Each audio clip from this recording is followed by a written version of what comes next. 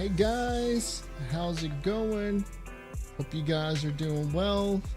I know it's been a bit. I know it's been quite some time since you guys have seen me, but here I am. I have returned to making content. Let's see if the audio sounds good. Yep, audio sounds good. Audio is a nightmare. That was like my biggest fear coming back was, oh my god, how many technical difficulties, how many audio issues am I going to have since it's been a while since I've done my stream setup. And so far, everything looks all right. Only had one hiccup, and that was when I first initially tried to go live. I accidentally hit a button and it resetted my settings. And so all right, but we're back. I'm back. I wanted to spend some time just kind of hanging out. I basically wanted to spend this first stream just hanging out with you guys, going over, catching up on some news, kind of giving you an idea of what we're going to be doing going forward. When it comes to our content, because obviously you guys want to know what I'm going to be doing going forward with content, what the direction's going to be, and essentially what you can expect from me going forward when it comes to the quality and the kind of content that I'm going to be putting out. Essentially, hold on a second. Need to fix something real quick.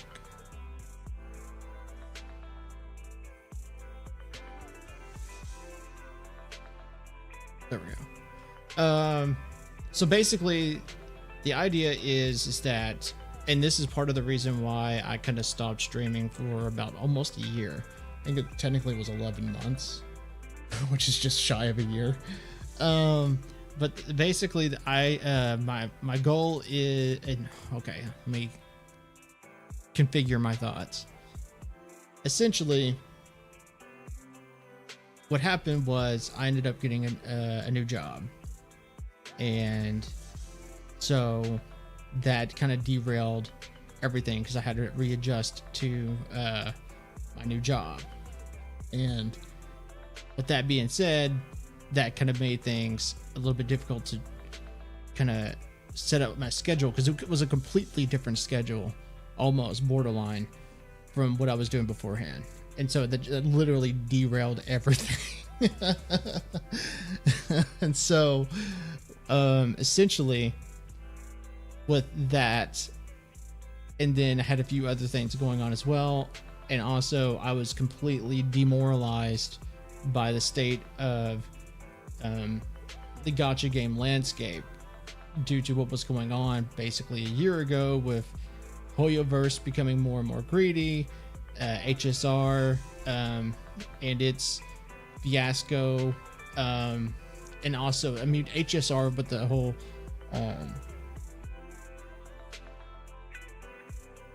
account-wide buff that Caster has had, that had to put a damper on things. And I know that with Silver Wolf coming back as Super Wolf, level 999, that is another thing, because it's going to be the same deal.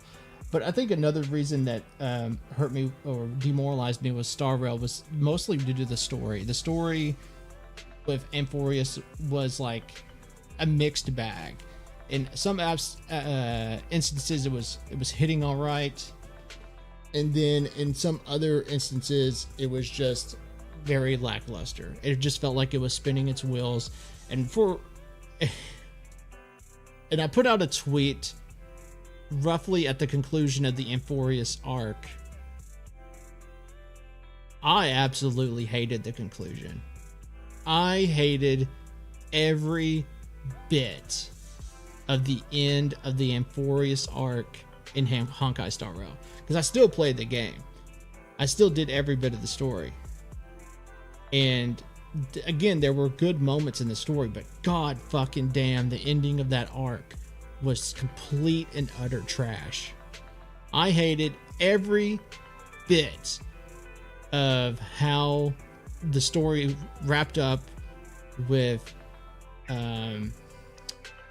Cyrene making her decision to basically put everybody inside a little pocket dimension in a book, and we'll just hope things kind of play out good in the future. We might come back, who knows? So fucking stupid. Just make a goddamn decision. But yeah, that's my rant on Honkai Star Rail. I thought I just hated. I didn't hate all of Amphorius. Again, there was good moments. But the thing is, if you end your story in a dog shit way, it just completely blemishes everything. Think of it like Game of Thrones. A lot, just about everyone you talk to about Game of Thrones will say the same thing. They can't go back and watch it because the ending was such dog shit. So that is that. So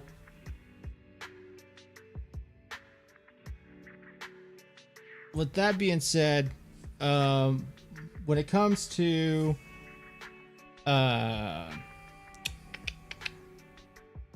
what we're doing going forward, I'm going to basically try to stream on my days off because I work night shift. So I'll be awake during the nights on my days off.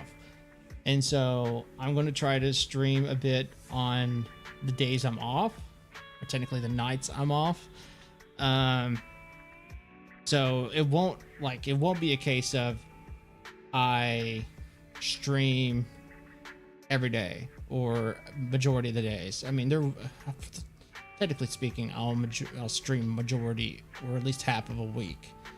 So it will be basically, you will get at least about 3 to 4 streams. It should be roughly 4 streams from me a week. If I'm not streaming that day, more than likely I'm working that day. So that's basically what's going to be the deal. And when it comes to content, like when I put out videos, it will be more than likely on nights or days that I'm off. Because if I'm working, more than likely I won't be able to get around to putting out a video. So that's going to be basically how content's going to roll out for me. You will get roughly a handful of content from me a week. It won't be every day. Mostly just because I don't have the time to do that. So with that being said, what we're going to do today is I got a lot of news I catch up on. Some of these videos I've either watched half-assed because I was doing something, but a lot of these videos I have not seen. I've just basically caught up with the news, and that's about it. So we're gonna watch some videos from regarding Neverness to Everness, NTE for short, Star Rail, and Wuthering Waves, because these are basically the big gacha games going on right now. So let's try to focus in on what's going on with the big ones, in my opinion. So we will jump into, I guess, the most relevant currently, which would be arguably Honkai Star Rail or Neverness to Everness.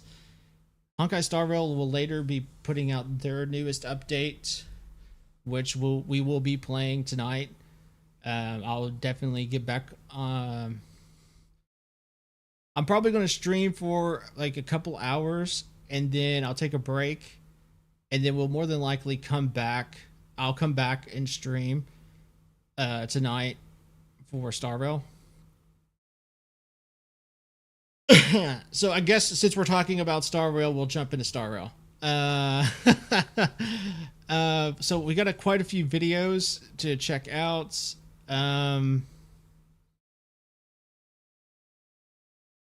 could do this later.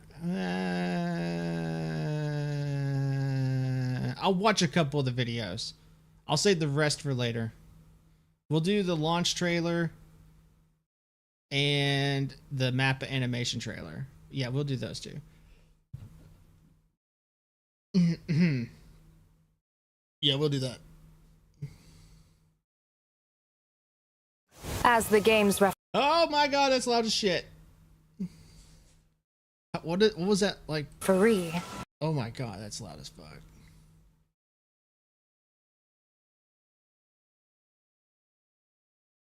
I don't know why you're that loud. You've been pushed onto the field. In this moment, you are now a supplicant. Foolish. Let's start that over. I do not know why you were that loud. As the game's referee, you've been pushed onto the field. In this moment, you are now a supplicant. Foolish. A poor child who survived the herald of death. Who's the hunter and who's the prey? Maybe when we arrived at the TV station, the debate wasn't just starting, but had already finished. Enough small talk. We got quite a bit of the cat, so I guess God damn it, Elio is going to be coming into play with this. Which, I mean, there's been a big focus on the Stellaron hunters with this story so far, which was more than I expected. I didn't expect the Stellaron hunters to have as big of a go in this story, mostly due to which actually I'm kind of happy with, because now when I think about it, we didn't really get much of the Stellaron hunters in the last arc with Amphorius, and I think that, don't get me wrong, it is good, like, when you're telling a story, to kind of cool off some characters, especially when you're playing writing a long form story. But you also, there's a double-edged sword of that, and the other edge of that blade is, if they're very likable characters that you're cooling off, it can have a negative effect, because the reader or the viewer is going to be in a sense of, why I kind of miss these characters. I kind of want them to come back. The fact that this character is not here is dampening my enjoyment of what's happening currently in the story. And the thing is, the Stellaron hunters are very, in my opinion, very likable characters. I love Kafka. I love Silver Wolf. I think Blade is a badass. I absolutely enjoy Firefly's character. In my opinion, just about every one of the Stellaron hunters are very likable characters, and I think I just literally listed them all outside of Elio. But it is nice to see the Stellaron hunters having so far a big part in this story. It is time to fulfill my duty. Since there are no sinners, then Bunny girl. I shall become the sinner.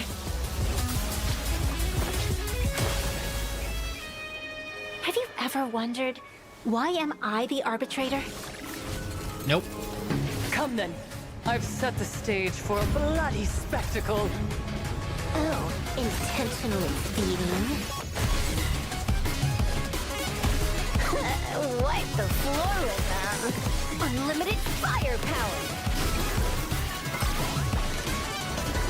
Feast your eyes, Time for a real show. I shall create a never-ending Fantasmoon Games!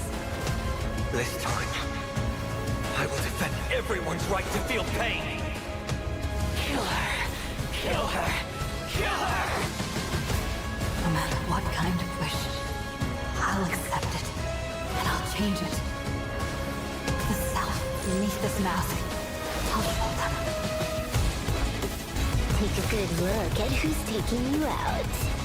It's the last Emperor of the Dark Zone. One thing about Super Wolf, that's been kind of the nickname I've been given to her, and it kind of goes to the whole elation path so far, is that it's more or less like, here's the deal with Remembrance. The Remembrance path, you could make it work with other characters.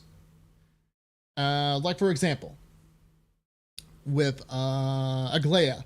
Aglaia is basically a destruction path character that just can go for days. And we're talking just with her summon, just constant attacks over and over and over and over and over. That's all realistically Aglaia is. It's just a destruction path character that can constantly attack. And with that being said, you can make her work with any other path. All you do is slap a harmony character on the team, some type of sustain character, and obviously probably a second harmony unit, and that second harmony unit is Sunday. If you don't have Sunday, just use Bronya. If you don't have Bronya, use Sparkle. You more than likely, at least at the very least, have Bronya. And you can make Aglaia work fine. But the thing is that also, yes, you can also make the same argument that, well, with Remembrance, you have the other Remembrance team, which is if we're going to speak premium, you have Evil March, Castris, Cyrene, and Hyacinth. And so you can also make the argument of, well, these Remembrance Path characters basically exclusively work together, and you would not be wrong. They borderline work exclusively well together, but you don't have to, realistically. If you don't have Evernight, you can just throw another Harmony unit in. If you don't have Hyacinth, which is kind of a disappointing thing because Hyacinth is like literally the best healer in the game, you can use Luocha. Luocha will work perfectly fine. If you don't have Luocha, you can use his name fell on my head. The guy who works at the bar. I have forgotten his name. But he's the break effect guy. The break effect healer. I have forgotten his name. My point being is you more than likely know who I'm referring to by now. But you can use him in Remembrance will still work fine. Yes, it's not the premium team, but it would still work fine. So far, what I'm seeing and this is the point that I've been getting to, it was a little long-winded, is with Elation, it is borderline almost exclusively Elation. The only, we're kind of like leaning toward the Evernight Castris levels of Remembrance, where yes, you can still kind of make it work without with other paths, but it is leaning heavily toward you need other Elation paths. Because right now you have Sparksy and Yao Guang work perfect together. And then when Super Wolf comes into the game, she is going to work perfect with Sparksy and Yao Guang, which is going to boot out Sparkle from the team, because I've been playing Sparksy, Sparkle, and Yao Guang together, which they work perfect together. But the way Elation works, and this is why I'm saying Elation is very heavily a team that you want more Elation characters of, is because the more Elation characters in the team, the faster you can build up the stacks that allow you to get a HOD to pop in the rotation. And so that's why you're more than likely, if you have Sparkle in that team, that's more than likely why you're kicking Sparkle out, is because you want more Elation characters in the team. That way you can build more stacks quickly and get a HOD to pop.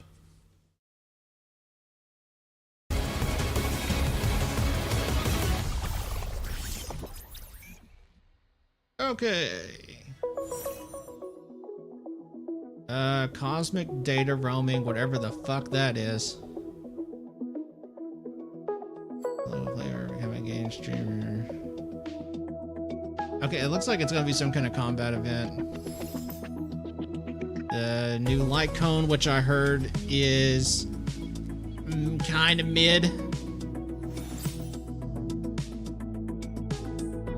Some kind of bullshit event. Oh, like the last year, I have like, and this goes to every gacha game. Bullshit events, I just do not do. I just literally don't have the patience for it.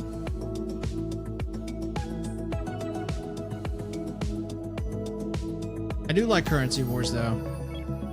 That's a cute skin, but I don't know if I like it more than her defaults.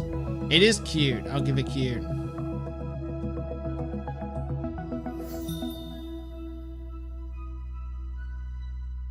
All right. So now that we watched this, we will watch the Mappa. All right. I have watched this already. That's why you obviously saw the red line on it.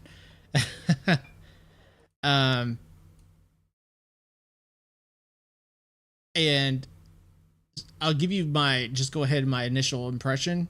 Fucking excellent. And then I'm actually really excited to see if Hoyoverse actually commits to this anime with Mappa. Because as we know, the Genshin anime with God damn it, I can't remember the name of the Ufotable. The animation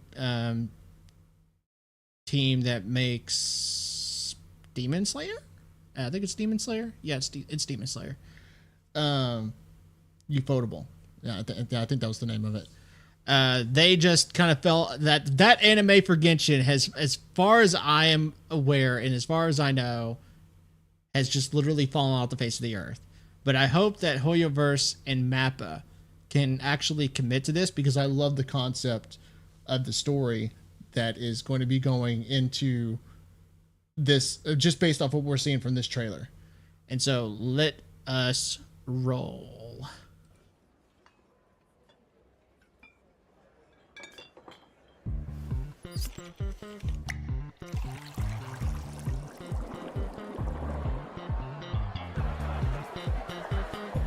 Kafka looking hot as hell. And then Bullman attacks.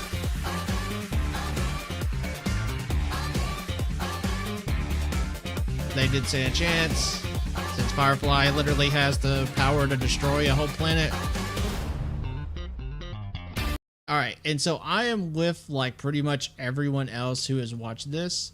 This looks like this definitely looks like it's more than likely Elio, who is doing his best impression of looking as Gojo as possible.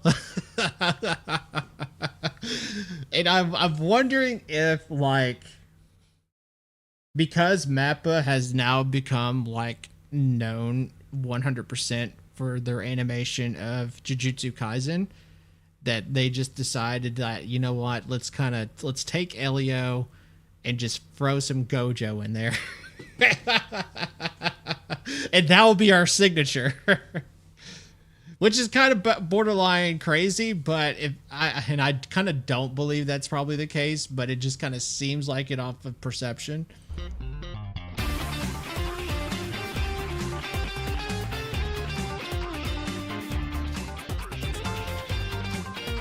Top Gun her threads. Cute as hell.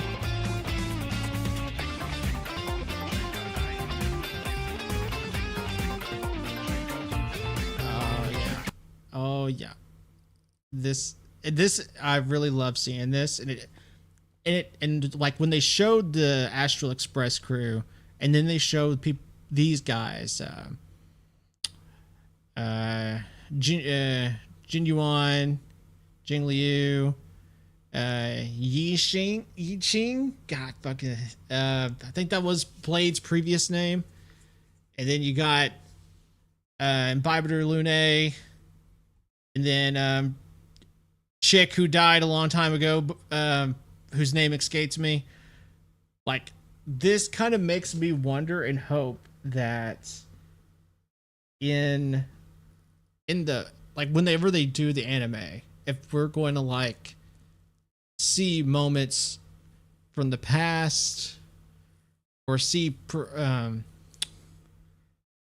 instances of things outside the Stellaron Hunters, like with the Astral Express crew, and then like how they're going, like if they do, because obviously they're showing this.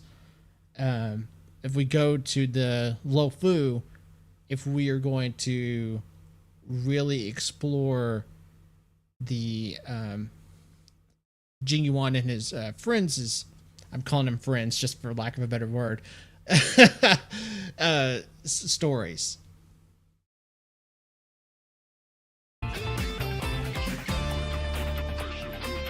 Which you think they might, just because of Blade, and they're going to kind of explore Blade's story. Cute as fuck.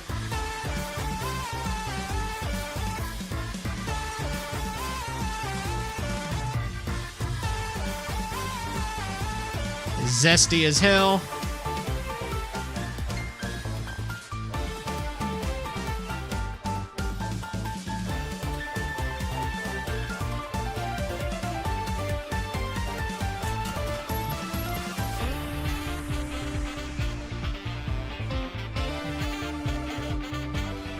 Okay, we got a 3-way fight between Jing Liu, Kafka, and Fei Xiao.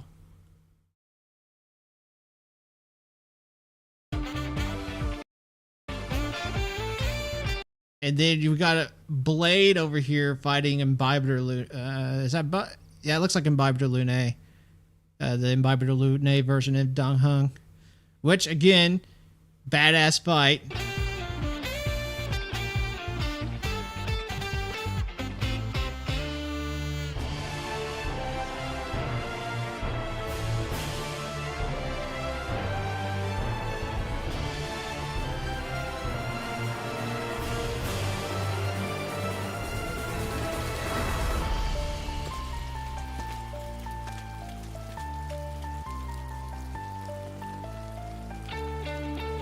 And so with this scene, I'm wondering if, and I'm kind of on board with the general consensus, is that this is the moment, like, and it's so kind of crazy that it's raining blood. I'd like to understand more of like what caused that.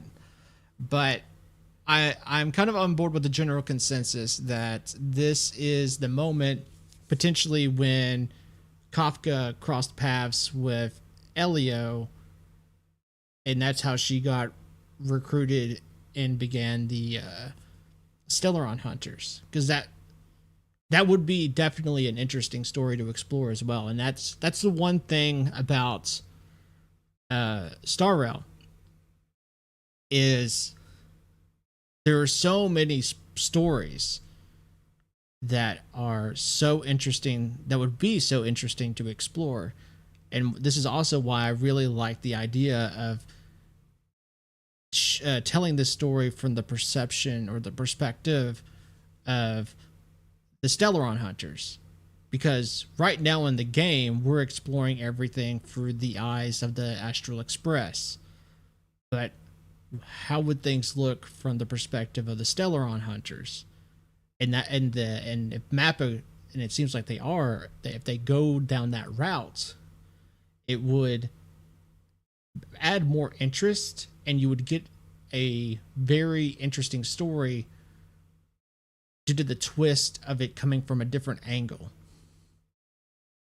And you would explore different stories, like this for example, with how Kafka came to meet Elio and began the formation of the Stellaron Hunters.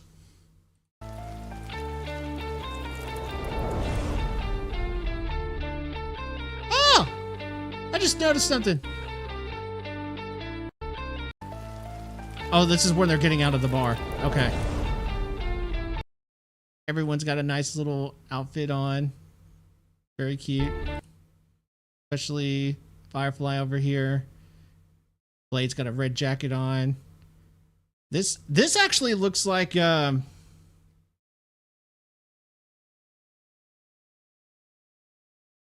Wolf Super Wolf outfit with the twin pigtails. Well, kind of pigtails. They're not really pigtails, but they kind of look like pigtails. And then the little skirt right here, the lengthy skirt. Yeah, this looks, I mean, I know it's not her Super Wolf outfit, but it looks a lot like her Super Wolf outfit.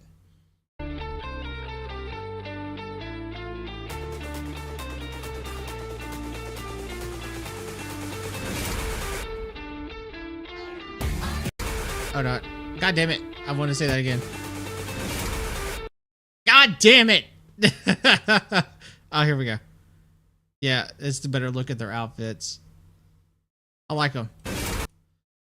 Oh, it is her Super Wolf. Well, yeah, it is. It is her Super Wolf outfit. Yeah, it is her Super Wolf outfit. So they literally made this. They literally animated this with the idea of the Super Wolf outfit in mind, because it looks. I know it's a little different because I do see little differences, but it is mostly the Super Wolf outfit, and I really do hope we get this one day. Oh, that is definitely Blade, because I saw the promotion for Blade. That is definitely Blade's new outfit. So I'm really hoping that we get a new skin for Firefly, because that schoolgirl outfit that they put out for Firefly like a few months ago is complete dog shit. I would actually get this skin. And in Kafka, I would definitely get this skin.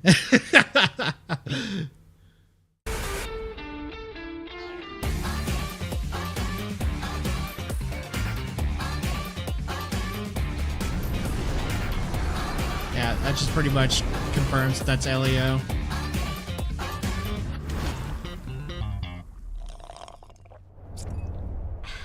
Great. Fantastic.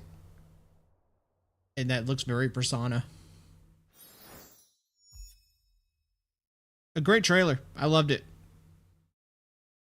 Hold on. Okay. Yeah, that was a great trailer. Like I said, I'm gonna watch the rest of these when I stream tonight. I will probably. God, they put so much fucking promotion out for Silver Wolf or Super Wolf. They did this trailer. They're keeping up with Star Rail, the Myriad Celestia trailer, whatever the solo maxing trailer is, an animated fucking short. God damn, man. They are literally marketing the fuck out of Super Wolf.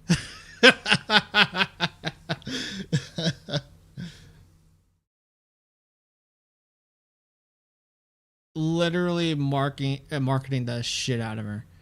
All right, but yeah, I'm gonna watch the rest of these tonight when I stream again. That way we can kind of build up the Super Wolf hype. So now let's switch over to NTE, because I actually watched the live stream for that the other day. It looks good. For the I'm honestly am pretty much on board with most of what I've seen. But let's jump into this with the launch trailer.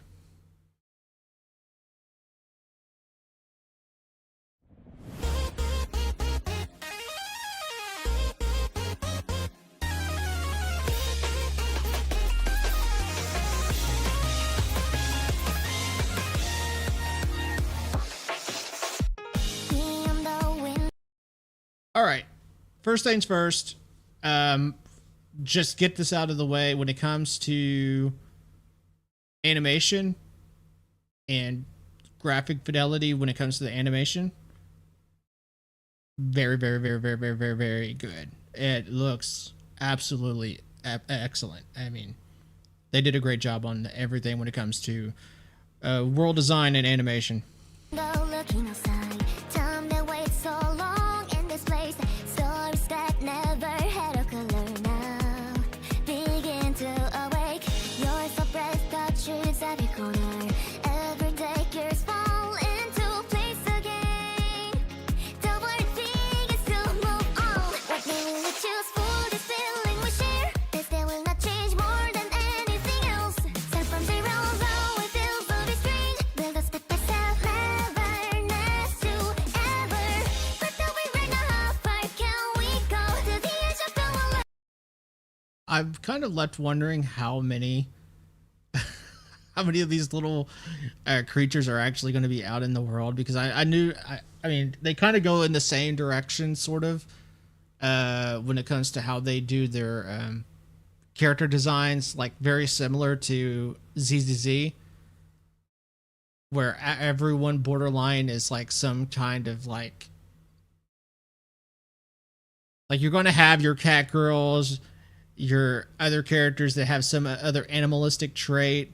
They go in a very ZZZ direction, and I'm not trying to say that they're spinning off ZZZ, because other games have and other animes have done that too.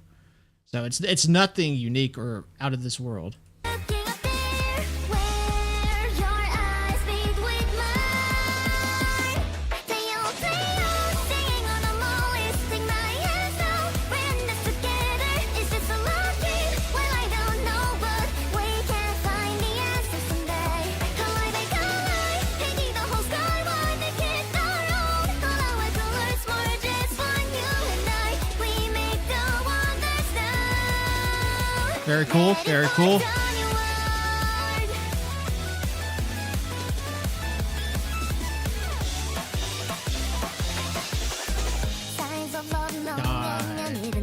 Damn, dude. God damn, it's like the perfect frame, bro.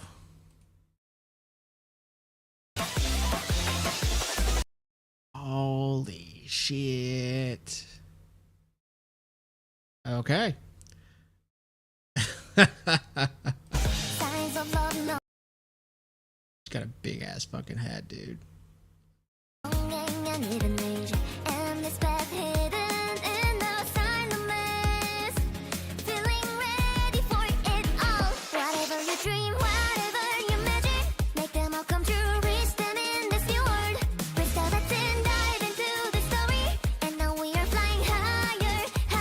All right.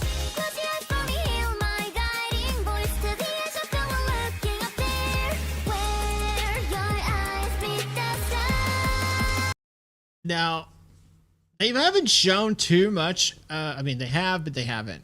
Like, when I say that, they haven't shown too much of like with the combat up to my liking. I want to see a fuck ton of combat, and when it comes to the combat we saw here, that was more so animated, but it does look good, and I'm hoping that like when it does get to those scenes where we are going to be actually getting into gameplay, combat wise, I hope to see more.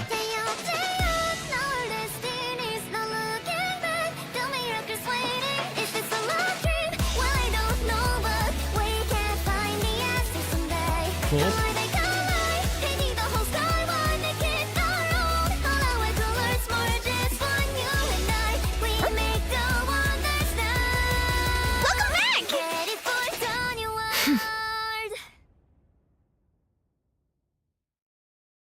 Very cool. I'm definitely interested in playing the game. I will be playing the game whenever the game launches. But let me kind of go over here. Videos. They have put out a lot of fucking shit. Is this all character stuff? Don't get me wrong, I like character stuff, but is it all character stuff? 10,000 fawns once. It looks like it's all character stuff. Let me head over to the live stream here.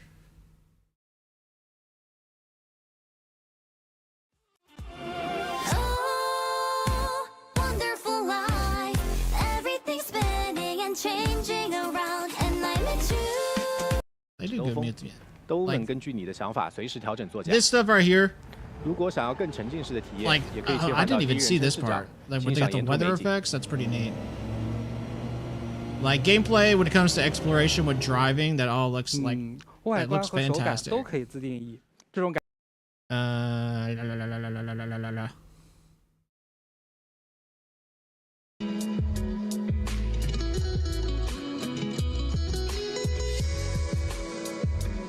The dating shit. It looks neat. I'll definitely say 去 it looks 探索 neat. 了。当然，在自驾之外，也可以选择乘坐公交车或者都市环线，通过轨道畅游整个海。 I really do think exploring this world is going to be fantastic. 那么介绍好了车子，是不是应该还有一间好房子？鉴定师可以选购心仪的住宅， Our 从高 apartment 楼大平层到 looks 山 pretty 间别墅， neat. 家中还有各种 All 地上 this, 设 like 计 all the 家具带来便 interaction 利 stuff, I really like 你可 it. 以通过各种方式入手家具， It's going to be, 或者个人 I 改 mean, it 建 looks like it 来 gives you a 装饰 lot 你 of 的梦中 freedom. 豪宅，也能够邀请角色入住， And 共度闲 like I 暇 said, 时 the 光， character 玩家一 interactions 天 look 身 good. 可以 That 看到 it actually makes it feel lively, that you're going to be like interacting and 这个体验真 hanging 不 out with 错。 these characters. 不仅如此，也可以邀请角色出行，共有海特洛。当与部分角色提升到对应的机遇等级，就可以对其发出同行邀请，一起走过花田，欣赏流星划过夜空。也可以用第一人称视角，沉浸式体验与角色共度的时光。 Walking around, hanging out with the characters, and all. I mean, like I said, I don't know about this part. I'd have to see if like what more benefits are part of it. But like the whole like apartment building and decorating, that looks like it could be fun and entertaining. And like driving around with the characters, that could be fun too. All right, now let me find the combat. 副手在场时，娜丽的攻击会对周围敌人造成小范围的牵引效果，且副手会配合娜丽的所有攻击发动攻势，造成零属性追加伤害。 Enemy attacks with an anima damage.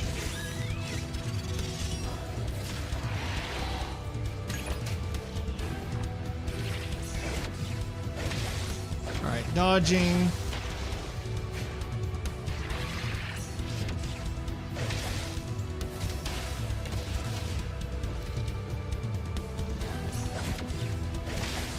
There's a lot of dodging. And that was a parry. That looked like a parry.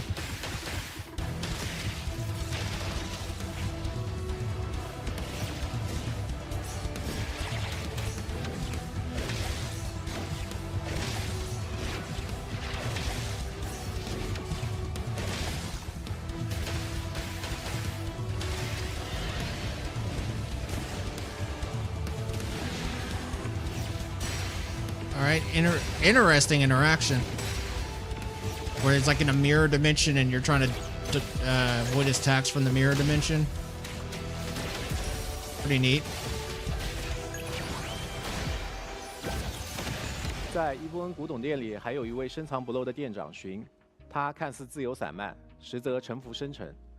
刀攻击会积累断石，积累满后即可触发终结时停的光属性异能伤害，具有很大的影响。掌握异能环和对于编程。 当敌人发动特殊招式时，并出现红圈预警，用攻击命中该敌人即可触发成规反击弹刀，并使目标进入硬直状态。我们也可以注意到，在敌人血量的 Also 下方 notice the 还 bar 有一条 beneath 清 the 线 HP. 值， That's their 在敌 break 人受到 gauge. 攻击 Yeah, 时， that's 清线值也会 commonplace. 同步削减。 Uh, 清空后，敌人会进入清线状态，瘫痪并受到一次清线伤害。削减清线值有很多种方法，比如极限反击就能够削减大量清线值。另外，部分敌人还拥有特定的弱点属性，弱点会以图标形式显示在敌人头顶。用对应属性的援护技可以额外削减清线值。还可通过触发异能环合中的实血效果，削减敌人一定比例的清线值，也是非常实用的手段。 Another practical tool for breaking 听了 tough 这么多介 targets. 绍， After 大家 hearing 最 all 关 that, 心 I 的 want to 还 thank 是怎 you. 么获得角色。在共存测试中，我们的斯卡布罗集市已经跟大家见过面了。可以再详细介绍一下吗？ So essentially, in my opinion, the combat looks like it's a mixture of it looks like a mixture of ZZZ and woo-wah mechanics, which is not a bad thing, and I'm not saying that's a bad thing. But it does look very reminiscent of that type of in that style of gameplay, which if that's the direction they're going for, that's fine, and I'm here for it.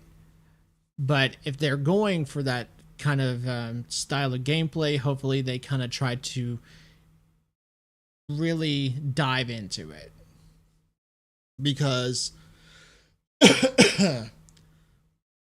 for me, and this is just my personal opinion, is that all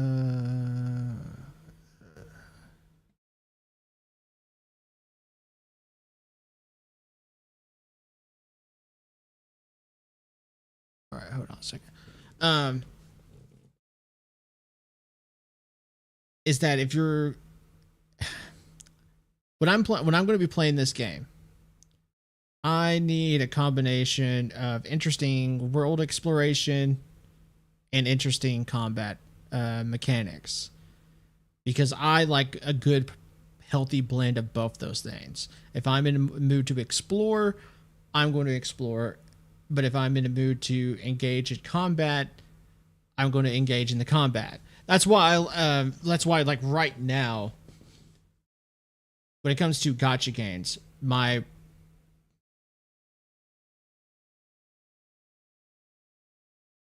let me double check something. Okay. When it comes to the gacha games that I play, the one that I'm most interested in playing and the one that I have been most pleased with is Wuthering Waves, because it does give me that blend of exploration and interesting gameplay. And so that's what I'm going to be hoping for when I play NTE.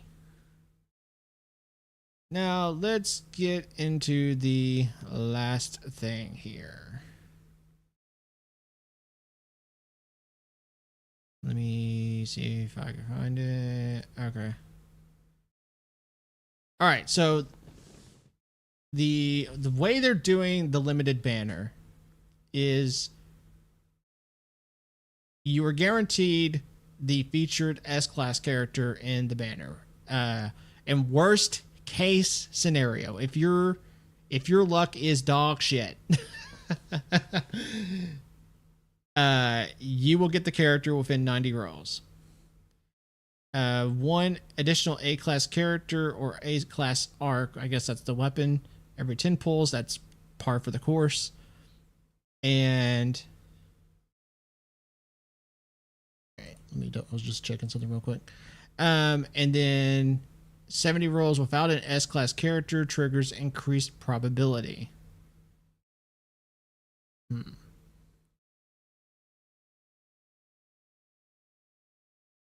So by 70, which is, again, it's kind of a par for the course deal. When you hit roughly 70, you're going to start increasing the likelihood of you getting that S-class character. Again, par for the course thing. That's realistically when soft pity begins to kick in. 环中限定角色永远不会歪，每次投掷获得 S 级角色的基础概率为0.99%。若连续70次未出 S 级角色，棋盘将自动升级，大幅提升概率，直到获得限定角色。若连续89次未获得 S 级角色，则第90次投掷必定获得该角色。这一保底进度将完全继承至后续的限定棋盘中。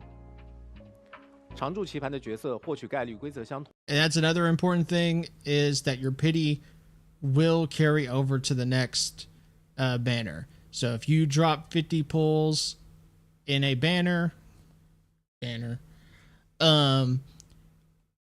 you will keep those. You'll be 50 pulls deep when the next banner starts. So you will so like they said, the pity will carry over, which is great. As we know here recently, that's been one of the biggest pain points with infields, banner system is that it's, in my opinion, Infield's banner system is way too convoluted. And the whole deal with it not having a pity system, and by pity system I mean like pulls carrying over to the next banner, in my opinion, hurts it because it just makes pulling feel pointless. 在公测版本中，我们将开放王牌一代目和独酌龙。In other words, when it comes to infield, you either had to commit or don't bother at all. That's the problem with infield, is you literally had to commit to infield's banners or don't even bother. But here, but back to NTE.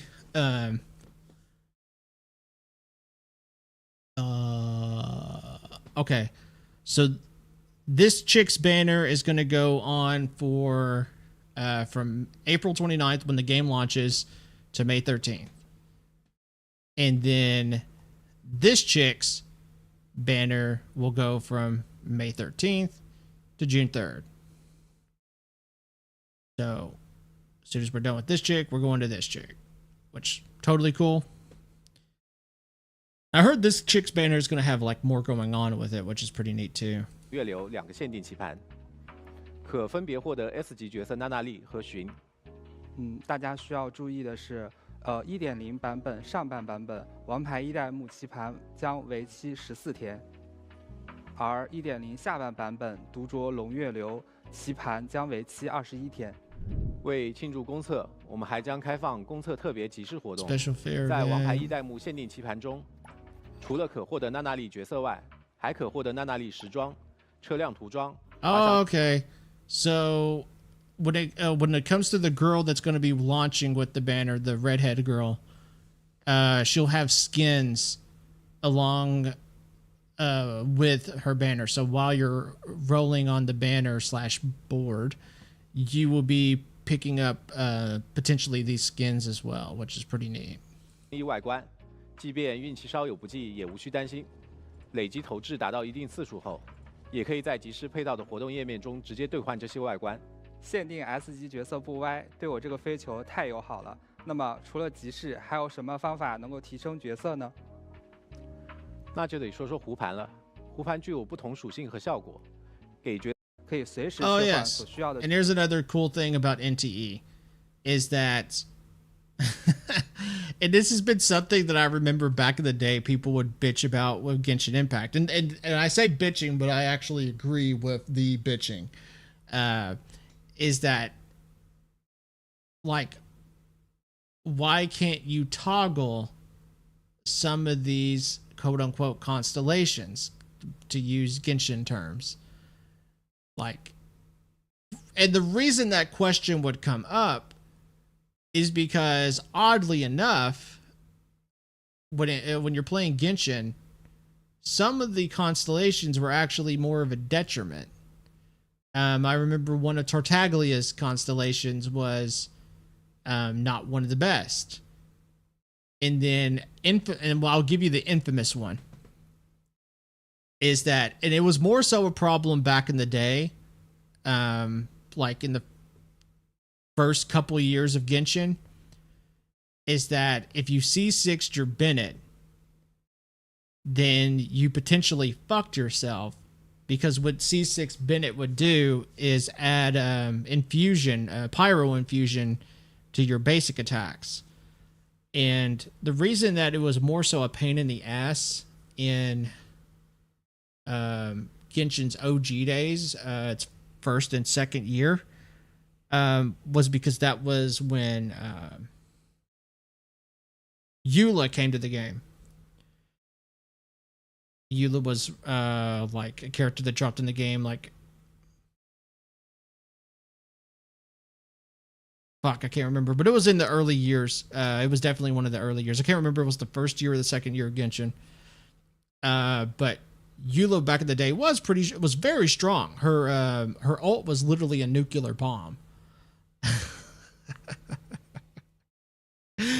And because she was a Claymore character, Bennett would, if you had a C6 Bennett, and oh hold on, I'm jumping ahead of myself. keep in mind Eula's attribute, even though she was a cryo character, she primarily dealt physical damage. So you would just ignore the fact that she's a cryo character and just build physical damage on Eula. But the problem there is because she was a physical character, you literally could not run her with C6 Bennett. Because C6 Bennett, his Constellation 6, like I said, add Pyro Infusion. So if you dropped Bennett's ult and you stood in the ult like you would be doing dog shit damage because Eula's a physical damage character, but because she's in C6 Bennett's ult, she is now doing pyro damage. Obviously, she's not geared to do pyro damage. And so you would be doing dog shit damage. And so if you had a C5 Bennett and you just ignored activating his C6 Constellation, then you would get all the benefits of being in Bennett's ult because you wouldn't have that pyro infusion. So that was an example of why C6 Bennett was so controversial, is because he ruined team comp. Like having his C6 Constellation active would immediately eliminate him from that team comp. And so that was one of those discussion points where people were asking, like, why can't I toggle constellations? Because if I could just toggle off C6 Bennett and just make him a C5 Bennett, then that would be a team comp I could throw him in. And so they, and back to the point of NTE, they're basically making their constellations toggleable so that you can pick and choose which ones you want active. And then on top of that, notice that I said you can pick and choose. You unlike Genshin or literally any other gacha game where you kind of go in order as you get these constellations, in NTE you can pick whatever the fuck you want. If I got a copy of this chick, I could literally activate the 6th one because I could pick and choose. And literally the advantage, the only advantage of getting these constellations is just literally having more of them active. And that's it. So that's the cool thing about NTE, is that all of them are toggleable, and you can just pick and choose which ones you want. The only advantage of getting multiple copies is just having multiple of them active at one time.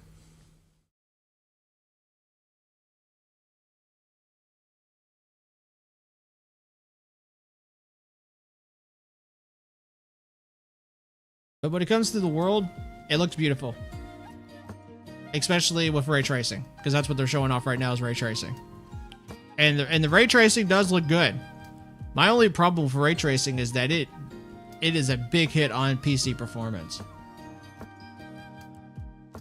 Absolutely, very, very beautiful.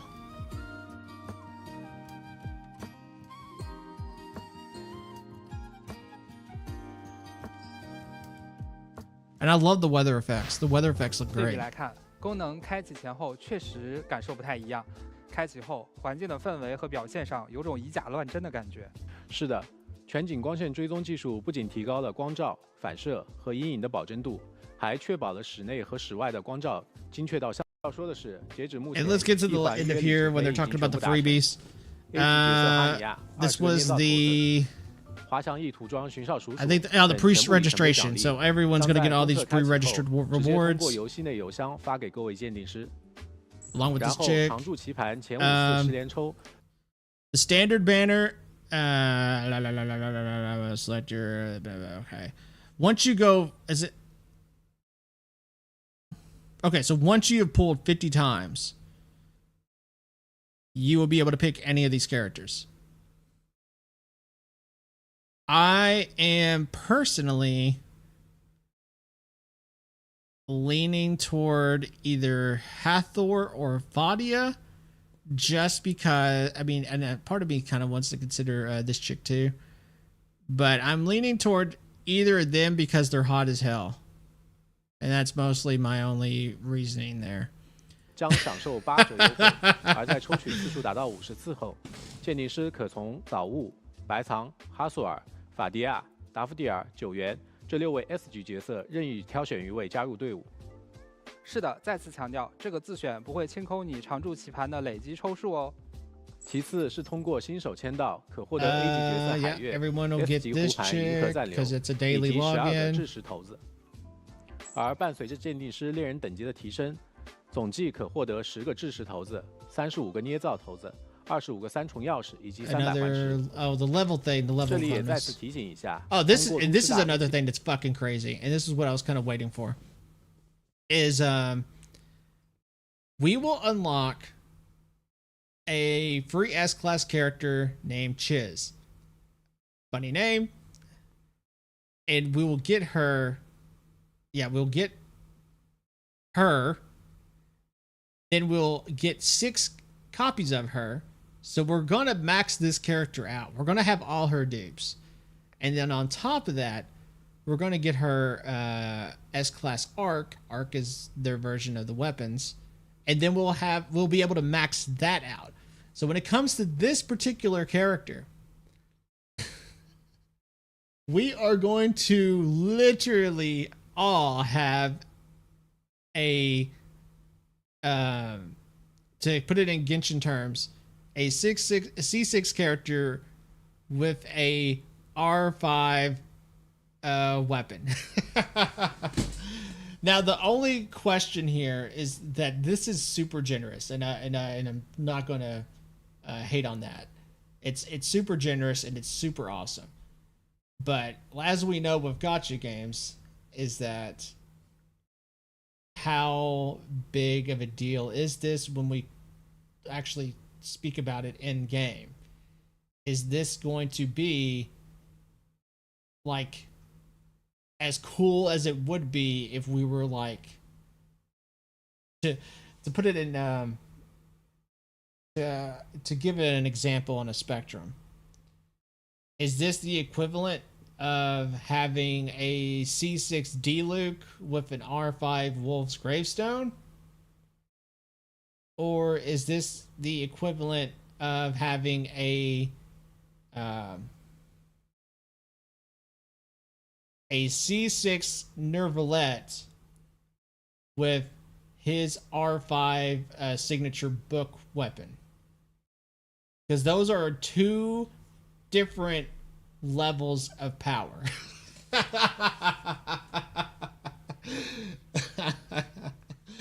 2 different levels of power. 2 extremely different levels of power.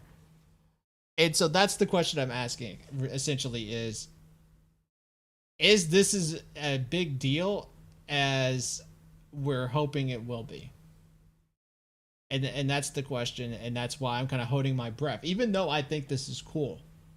And at the end of the day, I think this is great. But when we get into the game, is it going to be as cool as I'm hoping it is? 系统还可以获得 S 级角色小枝，并且随着大亨等级不断提升，还将获得小枝全部觉醒材料和 S 级胡盘思考喵5个。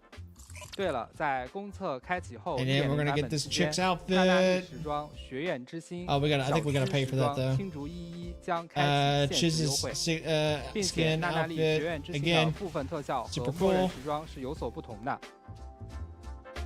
That's very cute. Very, very cute. 看了这么多福利，脑子有点转不过来了。而且你懂的，让我一直干的那不叫福利，那是我的劳动成果。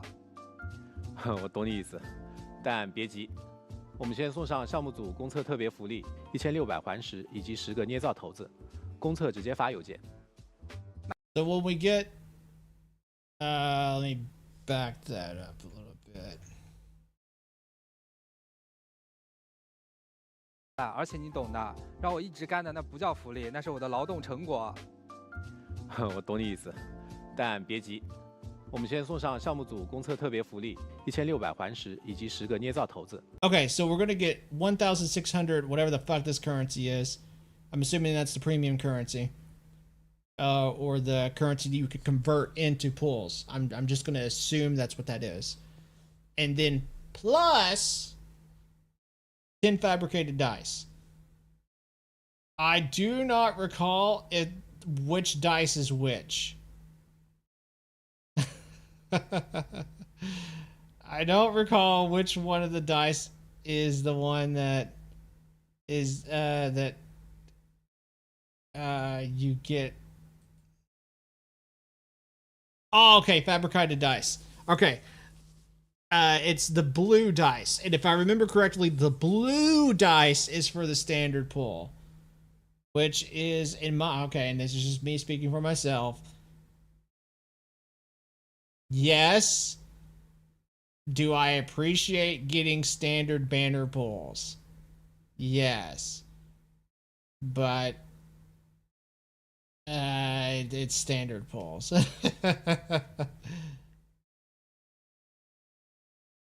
The red ones are the ones that you actually give a shit about. S 级胡盘银河暂流以及12个智石头子。 Solid 而 dice. 伴随 Solid 着 dice 剑 are 技 the 师 red 猎人等级 dice. 的提升，总计可获有470多抽。那这400 Who was that? Kick off NTE 1.0 with 120 easy pulls. Unlock a total of 470 pulls just by playing. So, at some point you will have the tri-key, 105 tri-keys, 32 red dice, 169 blue dice, and 28,565 of the currency you convert into pulls, which is pretty good. Which would eventually, when you're doing all this shit, and then you get into playing the game, by the end of that, if you're actually playing the game and trying to complete everything, you will have over 470 pulls, which is pretty good. Pretty good. I'm not going to deny that. 折算下来，整个1.0版本总计会有470多抽。那这470抽是什么成分啊？我们准备了详细的资源清单，大家就可以不用自己算了。稍后我们也会在一环的各个官方社区平台同步。And then they also do the cool thing of going ahead and trying to explain to you like where a lot of this is going to come from, which is key points, which is the freebies. You're going to get 20 pre-registered, excuse me, 20 pulls from the pre-register milestone, which is the blue dice, the standard pulls. And then by check-in rewards, you're going to get a total of 12 red dice. Launch, you're going to get a 10 pull from the currency. And then on top of that, 10 to the standard pulls, which is standard pulls. And then from the anomaly, my bad, Hunter's Journey, times 300 of the currency, 10 red dice, 35 blue dice, and 25 tri-keys. And then down here is just going to be currency, some of the currency you're going to get from just playing the game.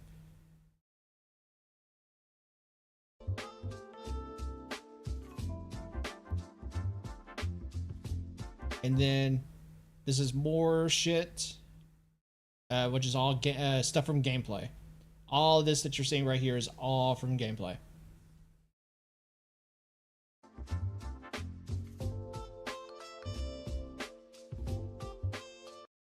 More gameplay. 话虽如此，但是啊，你看我道具都准备好了，毕竟公测嘛，我们多给大家发点福利。我投到几点就给鉴定师们送多少100环石，怎么样？你投投看。那就这个了，我投完了。行吧。OK， 那么恭喜各位鉴定师们获得600环石，游戏开测后将发送到各位的邮箱。And then for fun, they're gonna throw in an extra 600 at launch, which is cool. And so overall, when it comes to how I'm feeling about NTE, when it comes to the rewards, the generosity, and everything, when it comes to just the game overall is it looks good. And like I said, overall, I'm wanting a balance between exploration, character interaction, and actual combat / gameplay. That's the kind of stuff that I'm looking to see, and what I'll be judging and grading the game on is like those three things I just said: exploration, character interaction, and combat. And when it comes to the generosity of the rewards, it looks like they're doing their best to kind of go all out to pique interest and make people want to jump into the game and try to claim a lot of those big rewards, because I'm not going to deny it. The rewards look absolutely fantastic, and the stuff that we're getting at the launch of the game looks really enticing. So overall, I'm looking forward to jumping into NTE. Now, let's go over to Wuthering Waves. But that's where we're going to be going next. But before we jump into Woo-Wah, I'm going to take like a quick break. So just kind of give me a few minutes, and then we'll be ready to jump back and talk about Woo-Wah.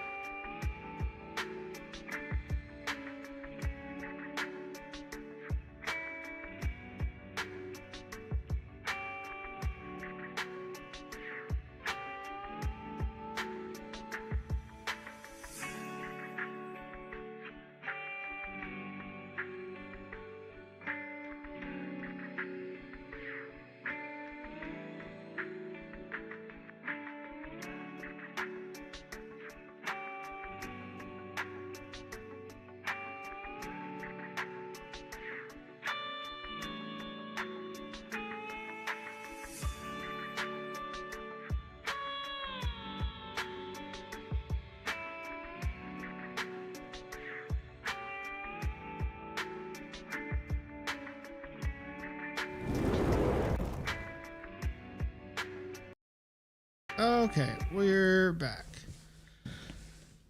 All right, we're gonna have a lot to talk about this next one. We're gonna have a lot to talk about. Goddamn. All right, so now we're jumping into the Wuthering Waves news. It's gonna be fun.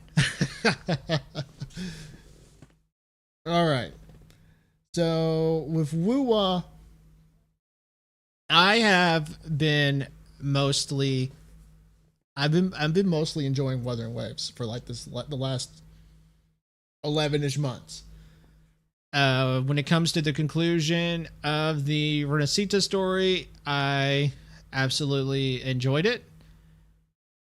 When it comes to the beginning of the La Haroy story, I have been mostly enjoying it. I have been very happy with Wuthering Waves. And like I said earlier, when it comes to the gameplay, it gives me exactly what I want. I want a great exploration experience, and I want a good combat experience, and I want, and then I'll even throw in, like I said, with NTE, good character interactions. Now there was like one instance in the story with the La Haroy story that I did kinda, and they did pretty much for the most part work on improving it, which is when we were playing the initial first part of La Haroy. There was like one problem I saw, and that was that it focused a lot on character interactions rather than telling a overall narrative. And don't get me wrong, I understand. I absolutely understand. At the end of the day, we're playing a gacha game. And the genuine focus when it comes to marketing is just focus in on the character that you're trying to sell. The problem is that if you do that, you're going to be judged for it. Because at the end of the day, you're trying to tell a story, and and we're talking about a main story, an MSQ. When I'm playing an MSQ, I expect to be have delivered to me a genuinely good story. And so I'm going to grade it as a genuinely good story, or try to hope that it's a genuinely good story. And there was a moment in the 1.0, I said 1.0. How do I word this? There was a moment in the 3.0. That's what I meant to say. The 3.0 main story, which was the kickoff for La Haroy's story, there was a moment where we learned that there's like a spy in the Fraxidus. There's a spy from the Fraxidus in the school, and the Rover doesn't know who to trust. And they can't go to shit. Her name escaped me, and I'm thinking about her right now. God damn it.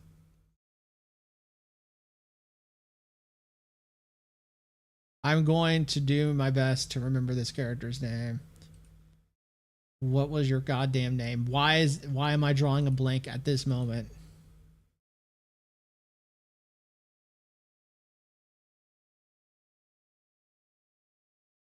Goddamn, Lene.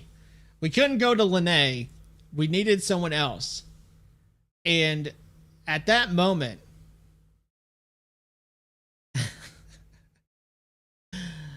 and keep in mind, we literally just came off of the Chisa story. We just literally returned with Chisa. And the Rover has to find somebody they can trust. And so you're like, oh shit, who do I go to? And so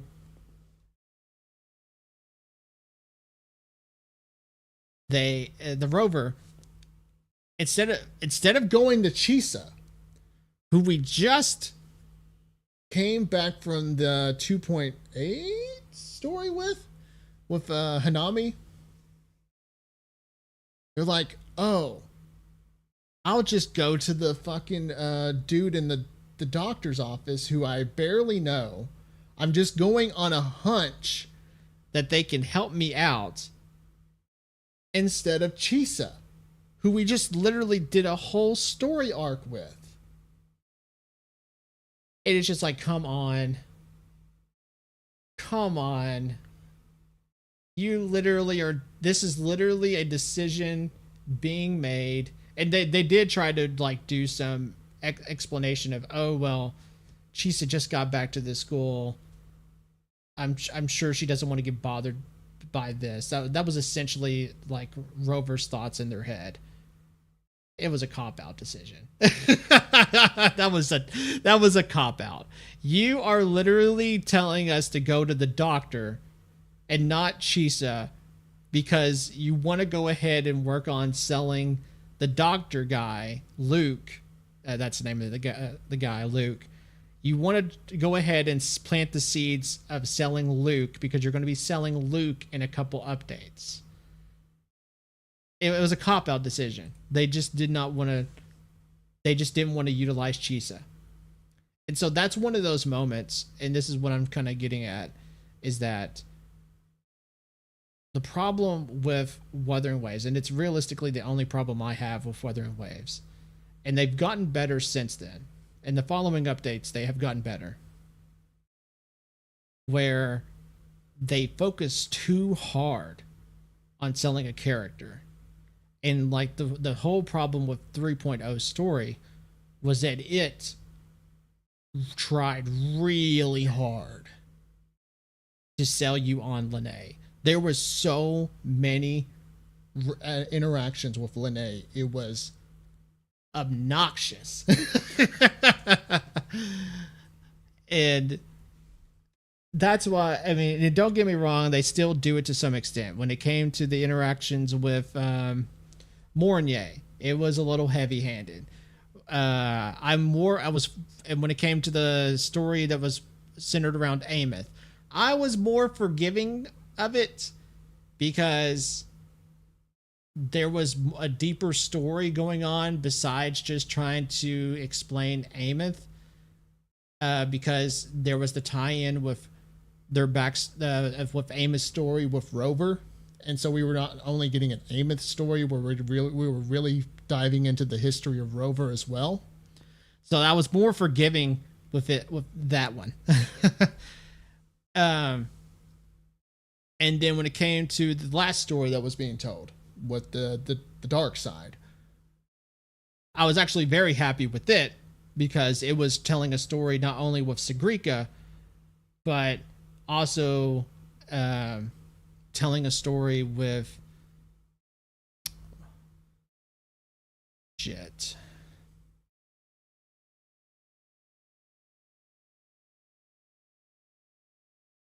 I'm trying to remember her name. I'm having another blank on a name.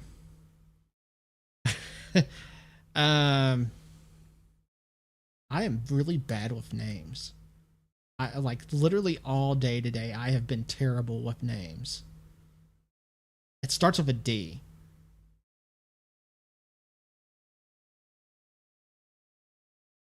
I'm having to pull out this character. All day today, I have been bad with names. I remembered her name. Where's it? What's the other girl? Denia. But with the dark side story, it was, and I'm grading it as a whole, it didn't just focus completely on Sigrika. It was also exploring Denia's character, the Phraxidus leader who's possessing or portraying himself as that one girl whose name escapes me again, another name. And then also introducing Hiyuki, expanding more on Lucila's character, touched on Luke a bit. And even Luke's story was, his little hour-long story was good too. But it played into a lot of other characters in that last story. And then I'm sure as we go into the next story, and we're about to segue into that with the 3.3 stuff, we're going to get a lot of probably heavy-handed Hiyuki stuff, but I'll probably be forgiving of it because Hiyuki is a very mysterious character with whatever the fuck Miku means. I think that's what they refer to it as. I'm going to be interested in understanding what they mean by that terminology. And then the whole backstory of Denia. So I'm very positive the 3.3 is going to be heavy-handed with Hiyuki and more than likely heavy-handed with Denia. But it's just how you sell it. And this was back to the problem with 3.0, was that it was very extremely heavy-handed with Lene stuff. To the point that, in my opinion, it was obnoxious. All right. With all that being said, let's jump into... Oh my god, that's a 12-minute video?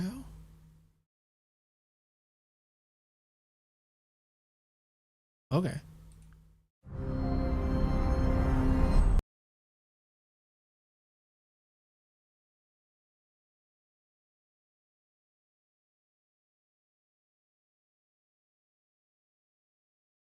Okay, it's widescreen? All right, whatever. Okay. All right.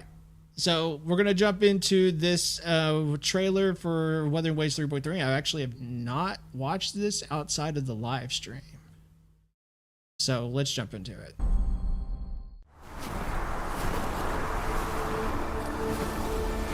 Once you enter the gate, you'll be completely alone.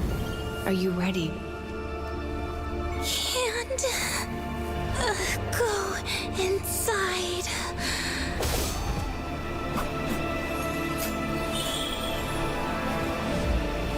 Armin.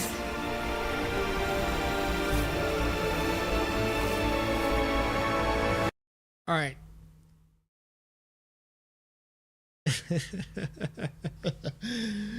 It has been so, because I've been watching a lot of the reaction with the community when it comes to the discussions about Ameth, and like the whole deal is trying to save her. I've noticed it's slightly polarizing on like how they want this character. Let me check my audio for a second.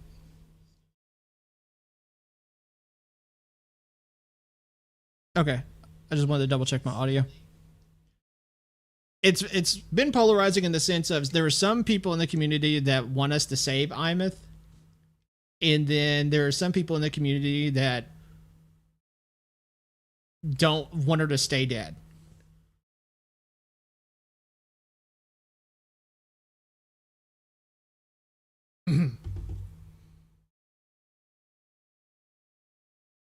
And I want to believe that part of that sentiment, when it comes to like the people that want Imeth to stay dead, I see two sides of it. One side of it is that they want to see the rover fail. And in my opinion, we kind of already saw that. We saw an instance of the rover failing when we looked into the backstory of Rover and Frolova.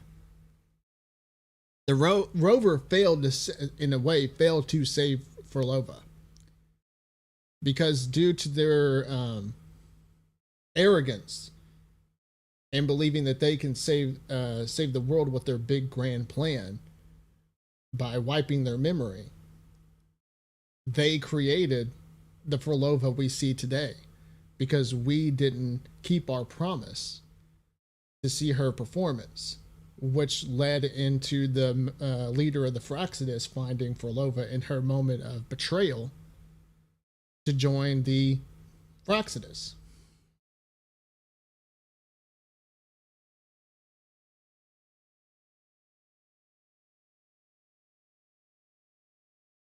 And so that is a moment we've already seen where the rover failed. And the thing is, and this is the big issue, is that was fine because it was a condensed story in an overall bigger story. And what I mean by that is that segment of the of when we were interacting with Frolova was just a small arc in an overall grander arc, which was the Renacida arc. You can't, right now, the main goal, there are two main goals right now in the Laharoy arc, which is save Imeth and defeat Aleph 1. And overall save Laharoy. If you can't have us fail one of our main goals, and one of those main goals, like I said, is save Imeth. If we don't save Imeth, in my opinion, that will be a letdown. Because it's like, oh, okay, well, what was, I mean, we just got here to lose. And so I don't think, like, it's okay to fail in your, like, in the smaller stuff. Not trying to dismiss Frolova, but that was a failure that didn't overall contribute and negatively affect the main plot. Failing to save Imeth would negatively affect the main plot. And so I'm of the opinion that we have to save Imeth because it would be a negative toward the overall grand plot. And you might say, well, I mean, why not? I mean, okay, we can say why not, but then why not just fail to? I mean, let's lose to Aleph 1 at that point. If we're gonna lose there, why don't we just lose all the way?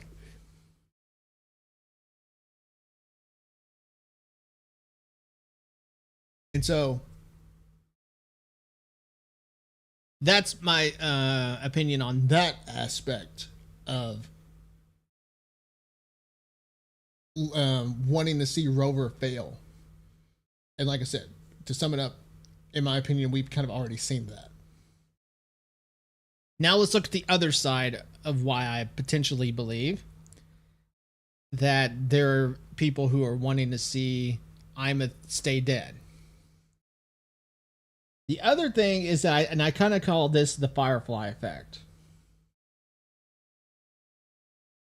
And that is because she has been kind of pushed as main girl, even though I will admit that Imeth has been pushed as main girl in a different way than Firefly. Firefly in Star Rail was pushed as main girl in the girlfriend aspect. Imeth has been pushed as main girl by kind of showing that in a way Imeth is the Rover's adopted daughter. Interesting twist, and I actually appreciate it.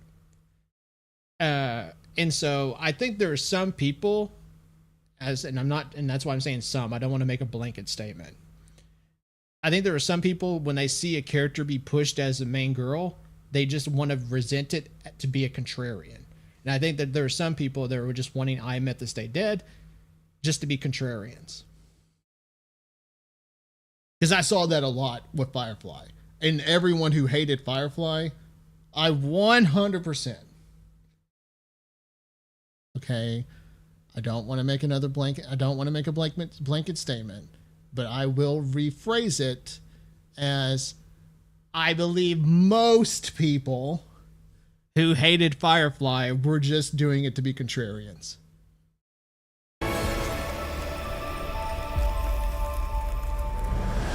Deep beneath Lahai Roy lies the keystone left behind by the Exostrider long ago. Both the Strider vein and the keystone are located in the Sol vein heartwood at its center. Void matter reactivity is spiking. If Fernodian Aleph 1 breaks the seal, all of Solaris will be at risk. Not just Lahai Roy.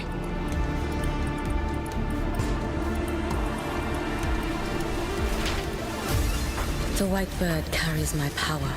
Should you lose yourself in the void matter, it will also guide you back.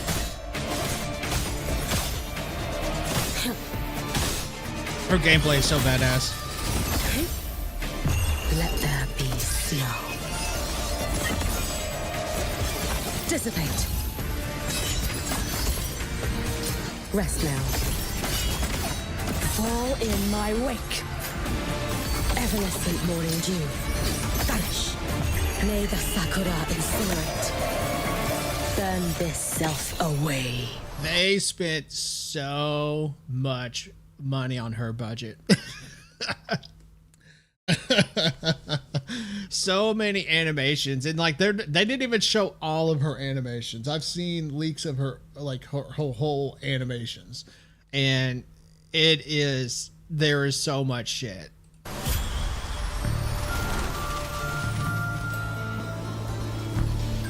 Now, a volunteer from the audience. And the thing is, they also spent a lot of money on this girl's animations too, because when she opens up her dark side, Pity me. it's a whole nother thing.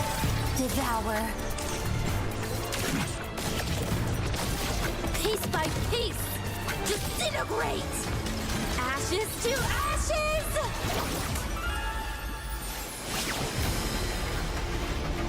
The Fraxidus wants to replicate the assimilation within the blessed maiden herself. Exostrider. Waves, rise and fall. Destination void. I'll bring you back humanity's hope. Break the seal, and you will pass through the rift towards the void matter depths beyond it. Over here, Alice One. Right now, you're Dealing with me. And to add, and then this just kind of crossed my mind, to add another point to the whole deal with, like, we have, like, where our main two goals with this Laha Roy story is to defeat Aleph 1 and save Imeth. Like, yeah, you got, and kind of play out to the point I was making where you gotta, like, succeed in your main goals, or it doesn't tell like a really good story. Because, and before anyone says, well, some stories end with bad endings, not every story ends with a good ending. You're not wrong, but you got to plant the seeds that lead to that. You know, like, that's what an author does when they're planning on telling a story where you're defeated, or the hero is defeated. There are seeds that are planted that kind of call back to why that failure occurred. Trying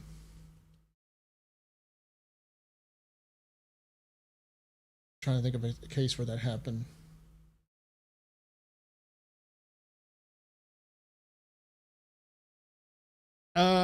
To kind of give, okay, I can think of one example.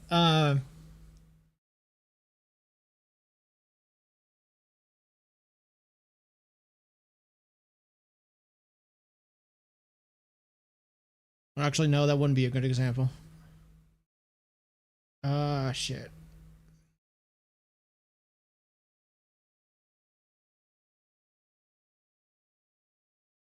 Fuck me, man. I can't even actually think of an example at this moment.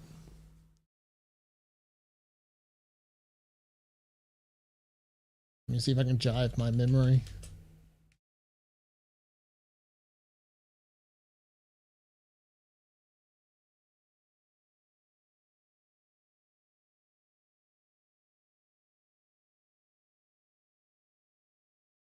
Oh, why didn't I think of this? God damn it. All right, it's not exactly the same considering the characters, but it does. You are following a story where the main character, I'm not going to say protagonist because he was definitely not a protagonist. But in a pretty good example is Death Note. In Death Note, we watch many characters lose. And throughout the whole story of Death Note at the spoilers. I say that with quotation marks because you more than likely should have already watched Death Note. If you're watching me, you should be more than likely an anime fan. So spoilers ahead.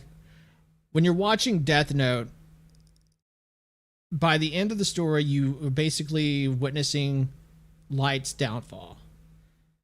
But when Nier finally defeats and out-strategizes Light, they flash back to moments, and even Nier explains why he was able to counteract and eventually defeat and outplay Light, and explaining the seeds that led up, that sprouted and eventually led to Light's defeat. And that's what I'm getting at, is that if you're going to tell a character's downfall, you got to explain why they lost to begin with.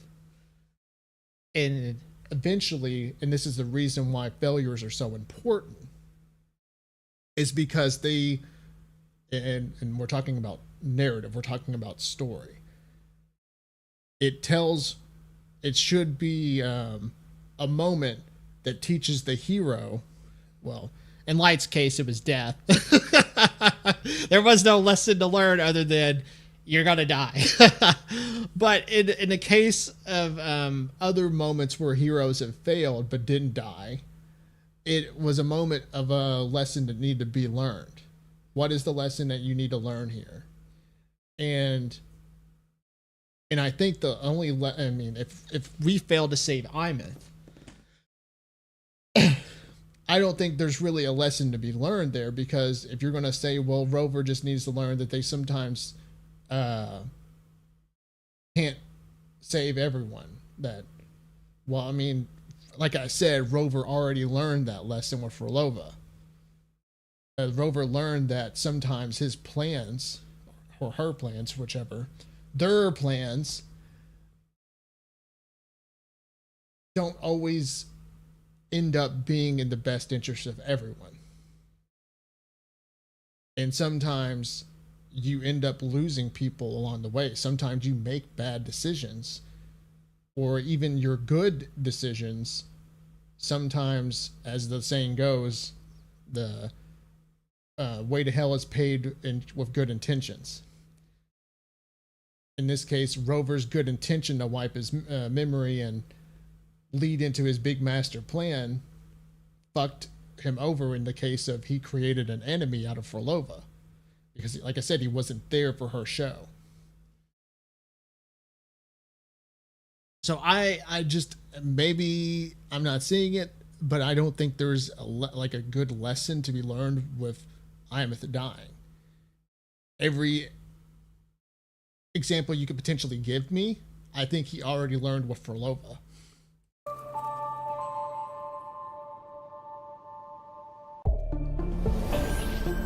All right.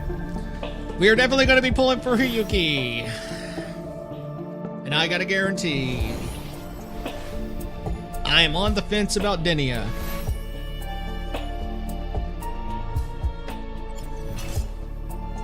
I probably am going to pull for the weapon too. And I will 100% not be, even if I pull for Denia, I will not be pulling for her, for Denia's weapon.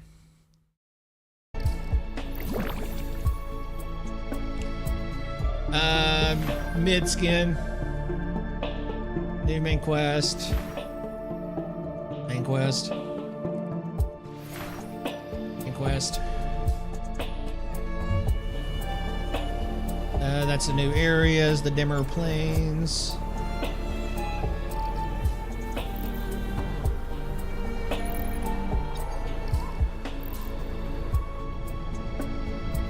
Very pretty. Very, very pretty. Very interesting.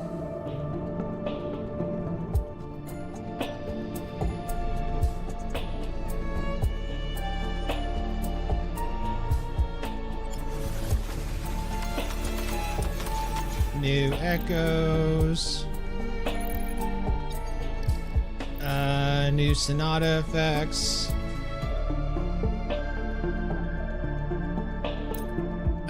New features with the motorcycle. You can get flight, so now they're realistically... The motorcycle can realistically do just about everything now. Very smooth transition.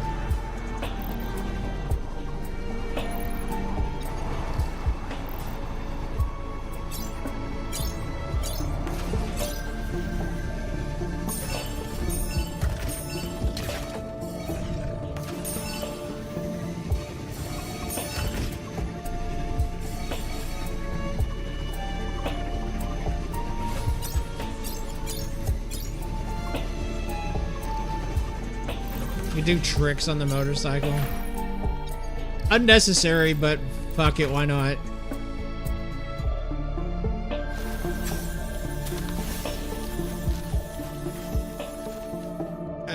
Puzzles. That's pretty much all this is. It's just puzzles. New motorcycle skins. I'll admit that that does look kind of neat. Hello. More puzzles.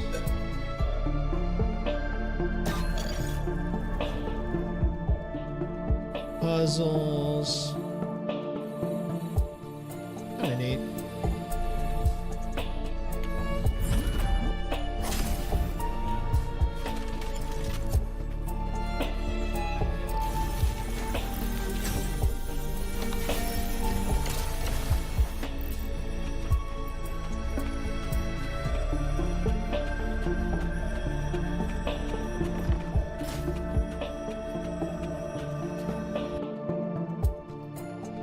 There's a lot of different types of puzzles.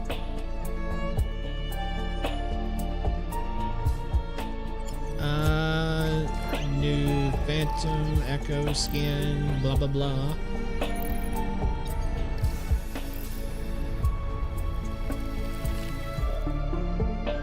Accessories that I will more than likely not give two fucks about.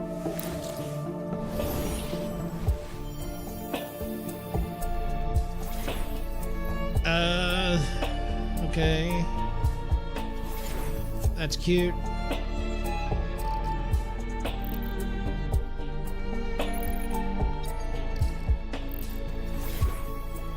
You can put a little accessory on Imeth or probably other characters as well.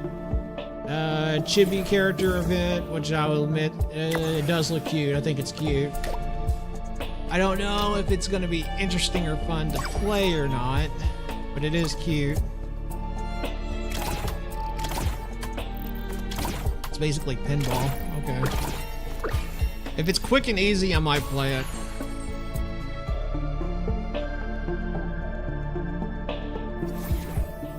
New Phantom Echo. Is this the okay? Yeah, I'll probably do this because it's quick and easy.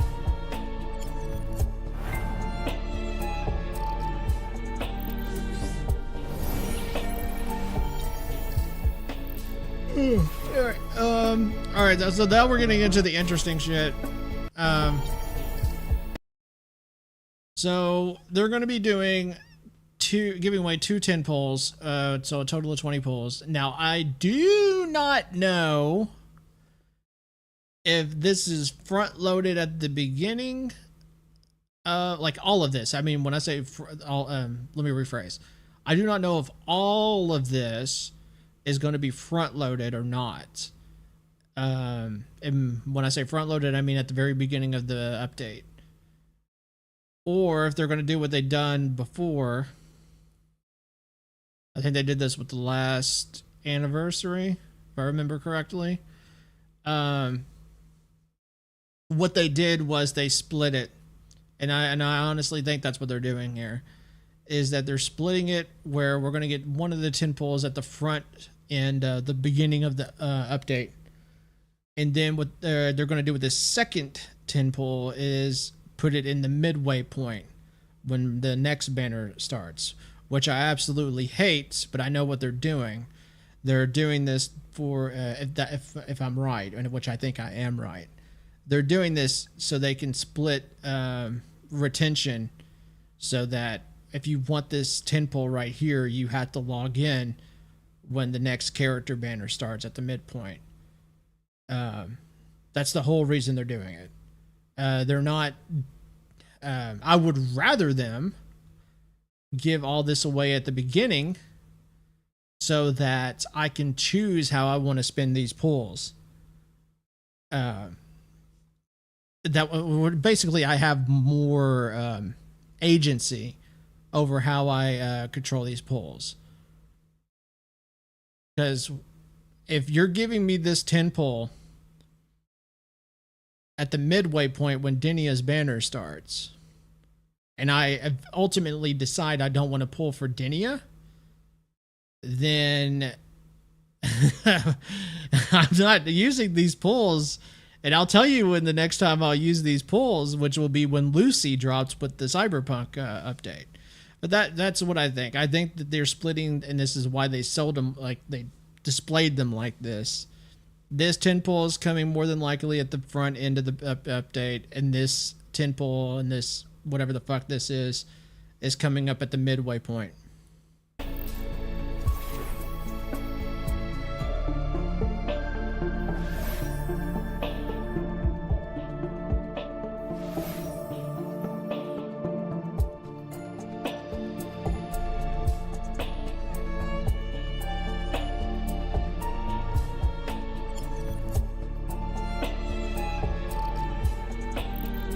Oh, the doll right here. Okay. Okay.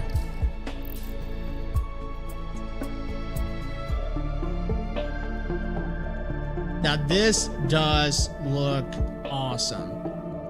I will admit that when it comes to this motorcycle skin, it looks fantastic. I'm not entirely sure I'm going to buy it, but I will give them credit. It does look awesome.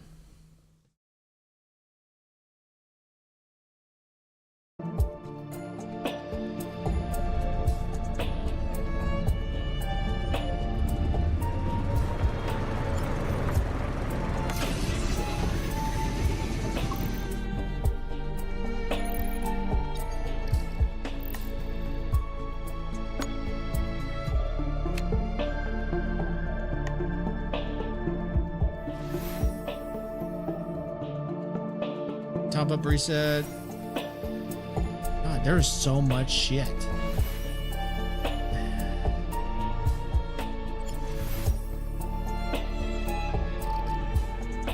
What was that last one?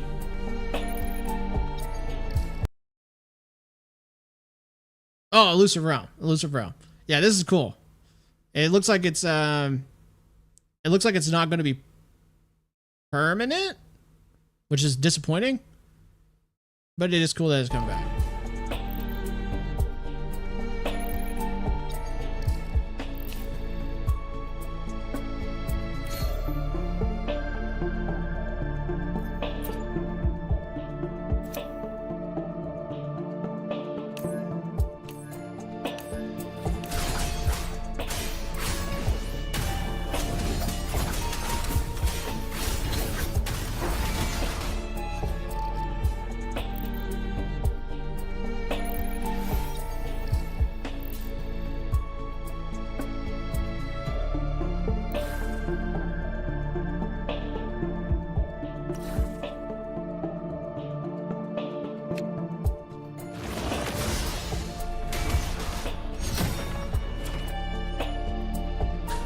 These collabs. Kaiju, Angry Birds, that's so many years ago. Resident Evil's neat. Pragmata getting a hold of the new thing. Don't really give a shit about that. I was never a fan of Haikyuu.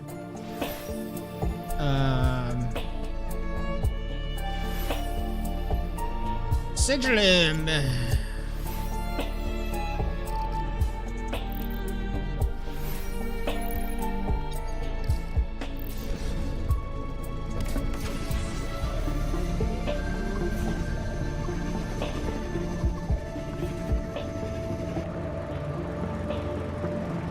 Some new optimization on the motorcycle. Motorbike, whatever the fuck you want to call it.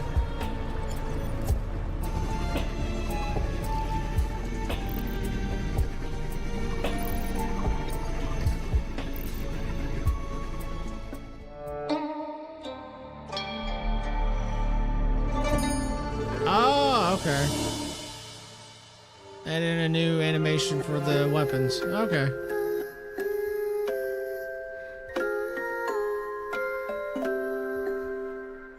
That's cute. Updated UI!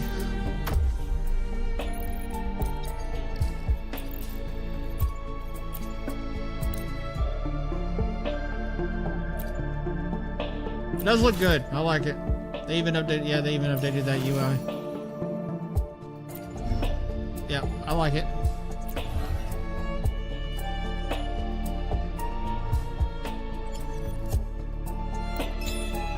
Yeah, they even updated that UI. It looks like, yeah, it looks like they updated that UI too.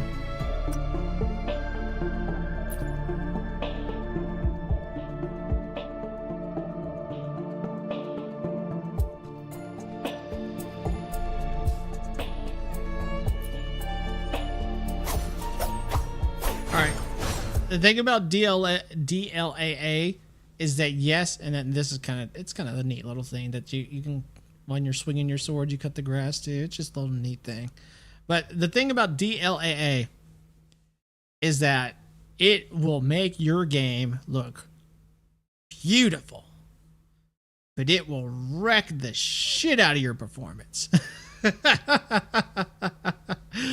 Oh my god, man. Like, you have to have, like, the most top-end shit to be able to perform with DLAA. And I'm running with a GPU in the 40 series.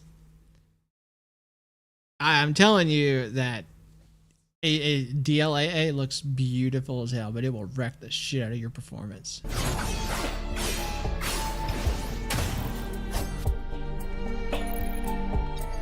This will be neat for condensing data on your storage. Ever shine with you. And other news, why this new AI... I literally hit back on that. Why did you start? Okay, whatever. I'm pretty sure I hit cancel. I guess I hit cancel at the too late point. But yeah, so notice in all of that, and I'll tell you just straight up, like, and when it comes to the anniversary shit,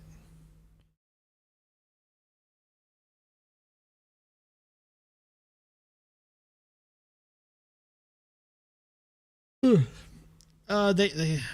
it at? I'll actually go to it.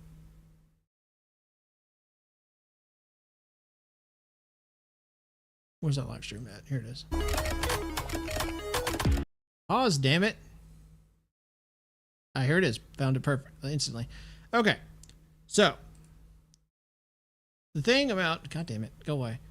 So this is just pretty much all the rewards when it comes exclusively to the anniversary, and I actually appreciate that Kuro Games and Wuthering Waves did this. Is that all right? And I'm going to be straight up. Like, the difference, and this is what I was talking about with NTE, is that yes, the standard banner pools are going to be helpful for NTE because the game's just launching. So everything on the standard banner is going to be new to you. That's why I'm not as like negative about them putting out a shitload of standard banner pools on NTE because it's the launch. Like I said, everything's going to be new.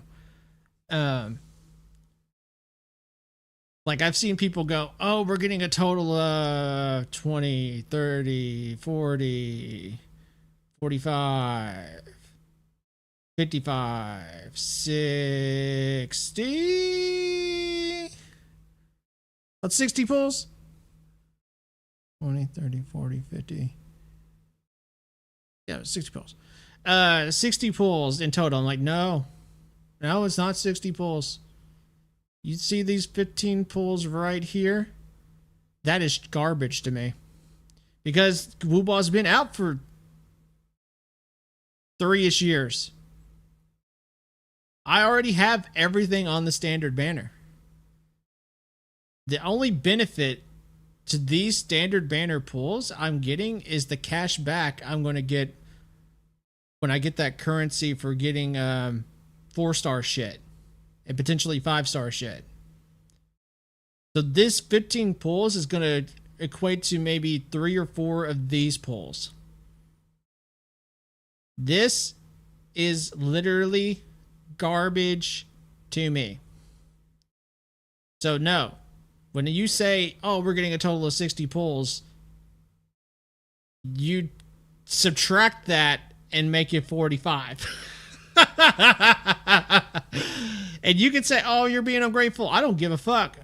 When it comes to these standard banner pulls, call me ungrateful. I don't care. And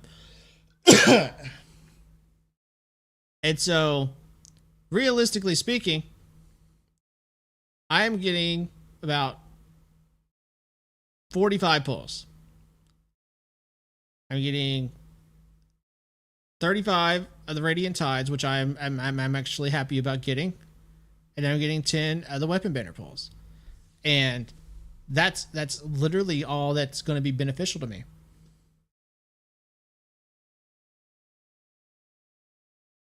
What is the star here?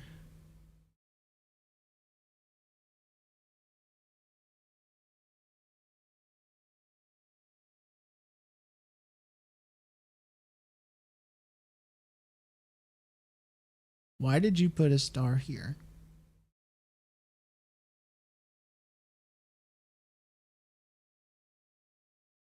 Okay, whatever. So don't get me wrong, this is not bad. And then here's in this shit, I think all of this is stuff you got to spend money on. So X out all this. I don't care about this because I had to spend money.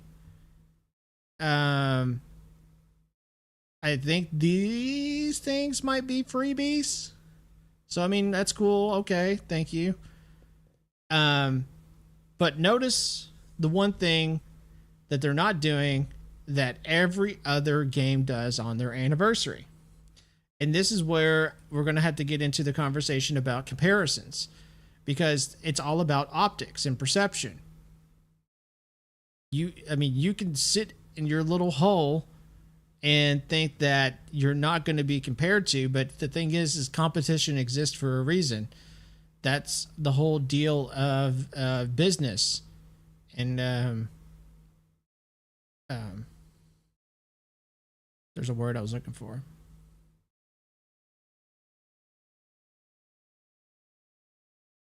And just basically, what I'm basically trying to say is that you can't just sit in a hole and think that you exist in a vacuum. You have competition. And if you don't try to compete, your competitors are going to try to outdo you because they're looking at you and wanting to outdo you so that they can take your audience. And when you look at Star Rails, and I really wish they put out a...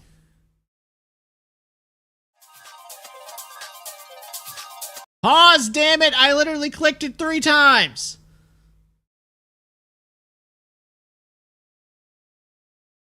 Did you guys? Okay.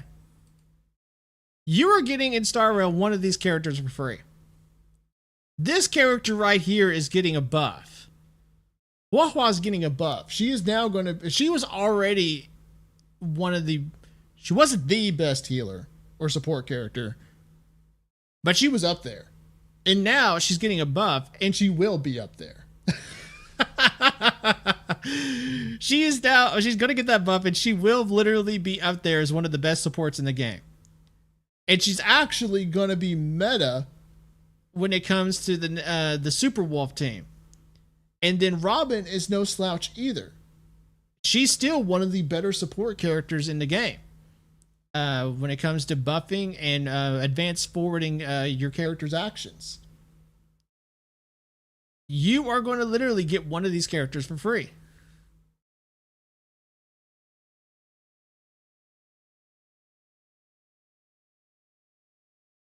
I wish they put a little slide that showed like everything.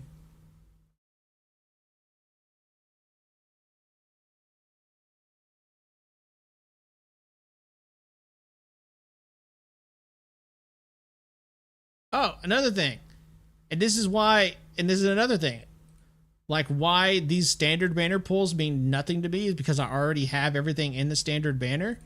Star Rail is literally now, I mean, last year they added Sela, Blade, and Fushuan to the standard banner selection. Now they're adding 3 more characters to the standard banner selection, being this girl whose name escapes me, Argenti, and basic Silver Wolf. So now, and this is like the idea you got to think about, is that every time I get standard banner pulls, they actually have value, because every time I pull on the standard banner, I am now going to be able to get 5 out of these 1, 2, 3, 4, 5, 6, 7, 8, 9, 10, 11, 12, 13 characters, because I can narrow it down to just a single a few 5. So if I wanted to, I could literally have it to where I could get nothing. Now I can literally have it to where I get just 5 stars that might be new to me. I could have Sela, Blade, and then I could have these 3 new characters, because I already have, like, I'm kind of content with my Fushuan. Or I might actually think about that. But either way, the standard banner pulls and the Star Rail actually mean something, because I can get characters that they updated, and I can get characters that I don't already have.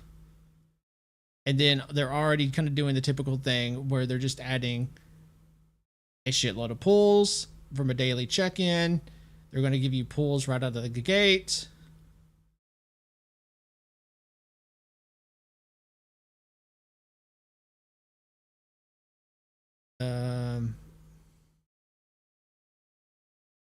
The daily check-in's pretty big, because that's a big daily check-in. They're resetting their top-up bonus, but that's par for the course. But the point is that Star Rail is adding a lot and giving a lot away when it comes to, and like I said, this is the big one. They gave you a free 5-star last year, because last year you could pick between Luocha and Ruan Mei. Everyone more than likely picked Ruan Mei, because Ruan Mei was like, and still is, one of the better support characters in the game, more specifically for break teams. Robin is still, like I said, with this free 5-star selector, Robin is still one of the best 5-star characters in the game. I mean, she's not the best, but she's still one of the better supports. And if follow-up characters get buffed, that buffs her, because she's like one of the best supports for follow-up teams. And then, like I said, Hua Hua is going to literally be meta now, because not only is she getting buffed, but she's going to pair well with the Super Wolf team. Wuwa, and I don't get it. Like, I don't get why they're not doing some kind of free 5-star. Even if it's like just a standard banner selector, at least you got the perception and the optics of giving at least a 5-star away. And that's the thing. And I don't think a lot of people understand. It's all about optics and perception. You don't want to, like when other games do their anniversary and people compare your anniversary, because that's what the thing is. You can pretend like you live in a vacuum. You can act like you are buried deep in a cave and no one exists around you, but that's just literally being willfully ignorant. You have competition. You are in a market where other people are trying to take a piece out of yours, a slice of pizza out of your box, and they want to get your audience. And if you come across as the stingy one in the group, that's just bad optics. It's all about business. It's all about marketing. It's all about competition. You can't just sit alone and think that you exist in a vacuum, because that's not the reality. That's not how that works.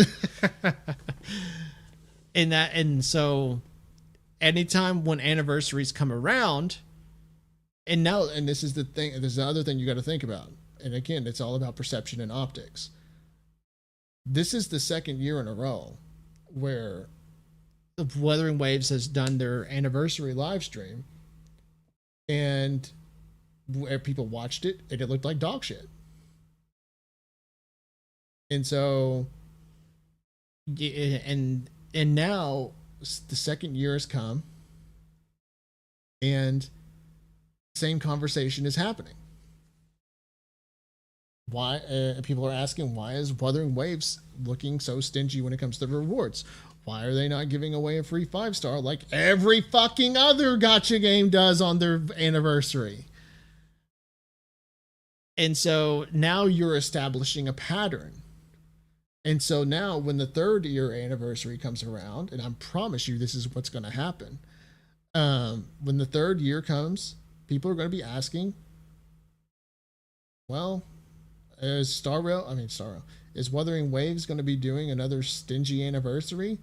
And now and it's not just the pattern that's been established and the expectations people are now going to go into your anniversary with, just expecting the lowest bar possible.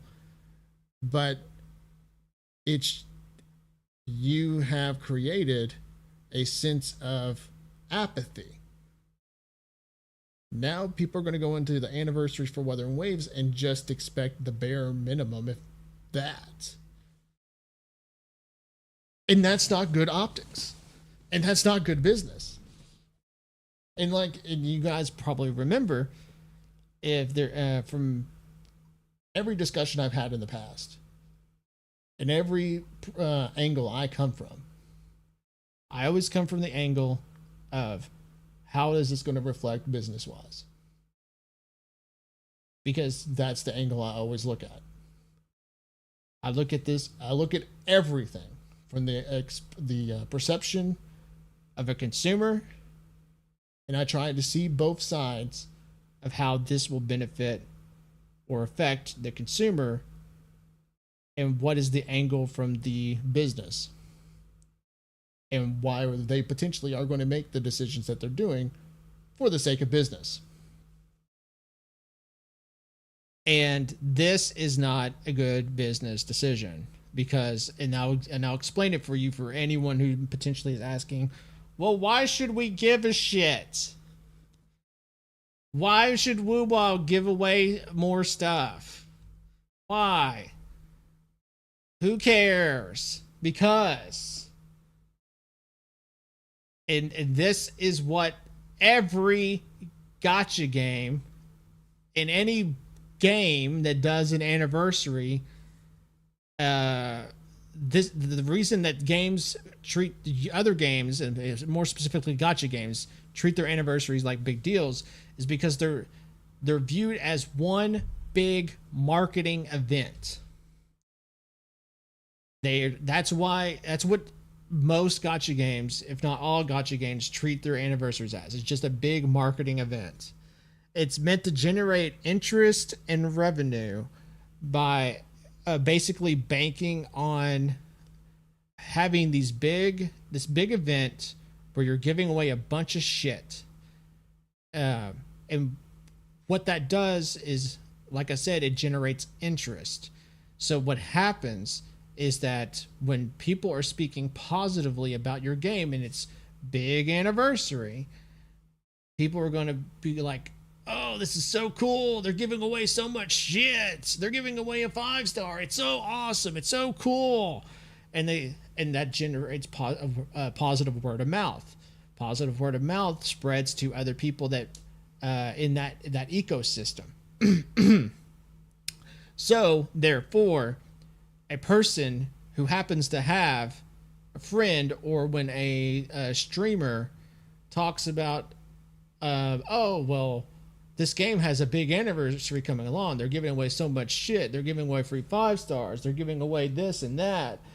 That's going to get the person who may not have been like a person who's like a hasn't played Wuthering Waves in a while, or they haven't even tried the game, but because the interest around the event is so positive and it's so enticing due to the amount of rewards, that can catch the intrigue of that lapsed player, of that player that has, well, that potential player. And so they're going to potentially get curious. When the anniversary drops, they'll hop into the game, if not already go ahead and play the game so they can be ready for the anniversary. And then, boom, you got somebody into the game that's either a returning player or a whole new player. And if the rewards are enticing enough, that may make them stick around. That may make them want to keep playing with all the new goodies that they got from the anniversary. That's why anniversaries are usually treated as by we'll just stick to gacha games in general. That's why gacha games usually treat their anniversaries as just big marketing events. And the idea is to throw so much shit that it will entice for either returning or new players to play the game. And you can ask, and this is what maybe some of you might ask, oh, what's the investment? What's the return and profit? Okay, I can actually answer that for you, and it's actually a really easy answer. The investment in the return and profit is banking on those returning or new players sticking around in the game.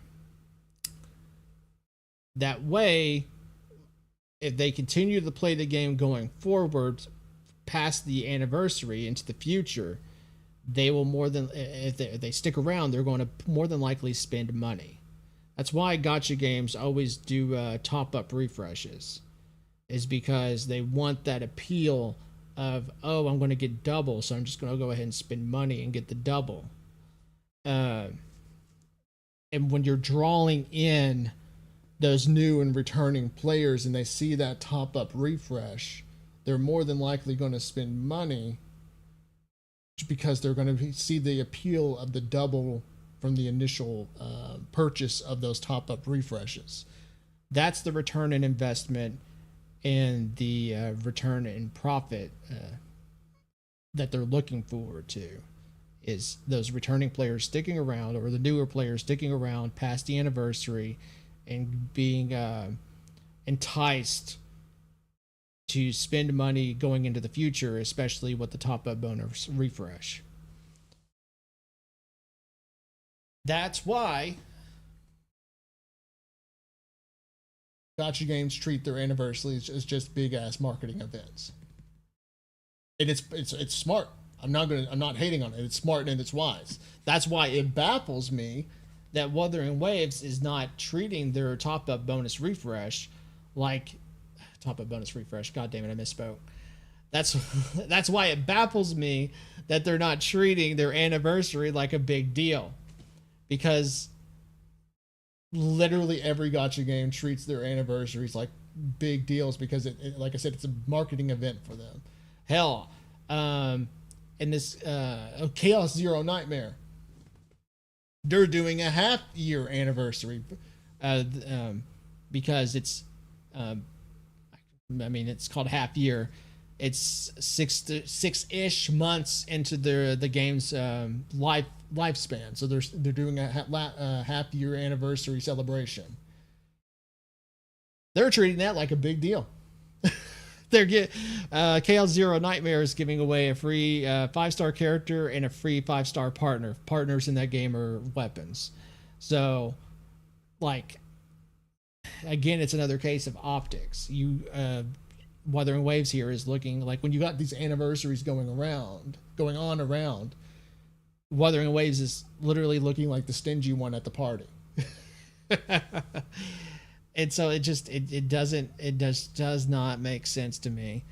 And I like, and just from a business angle, a business perspective, I don't see why they are doing, like, it's just in my opinion, it's a marketing blunder.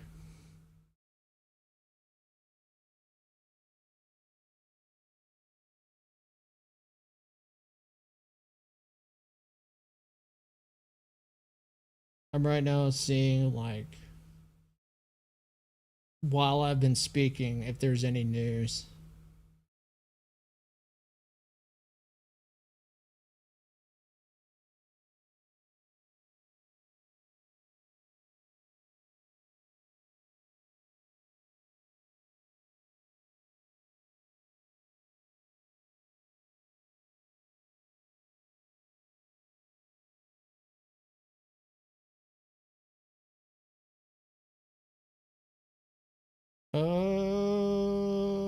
Let's see here.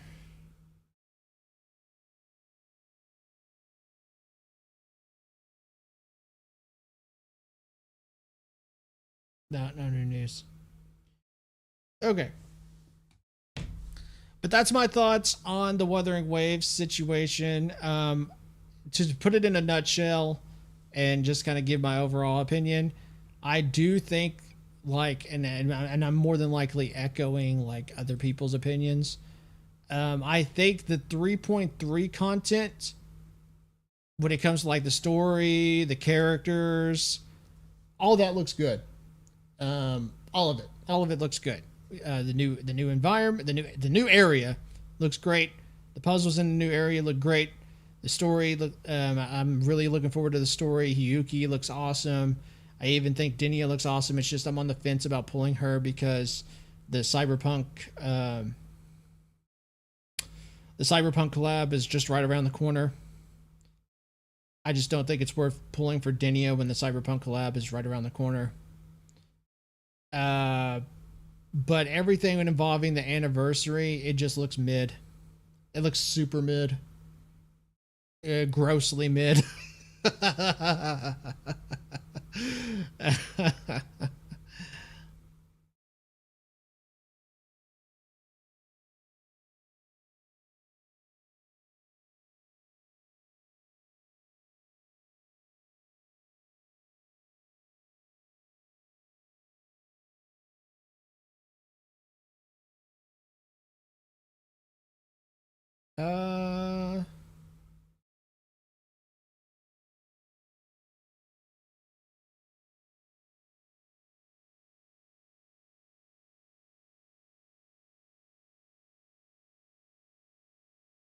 I don't see any more news outside of that. We pretty much now caught up on everything Wuthering Waves, Star Rail, and even gone over the new shit with NTE. So for anyone maybe just trying to ask about, let me kind of go back over here.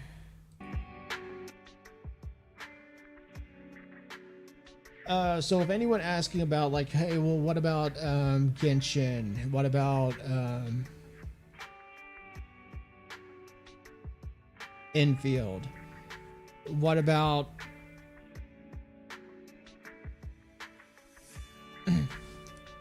like, what's your thoughts on those games? Well, are you ever going to play those games?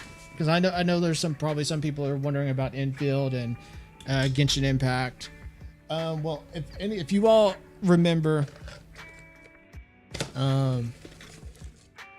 I back from my Genshin days, and for anyone that may be interested or curious, I played the Lunar 1, 2,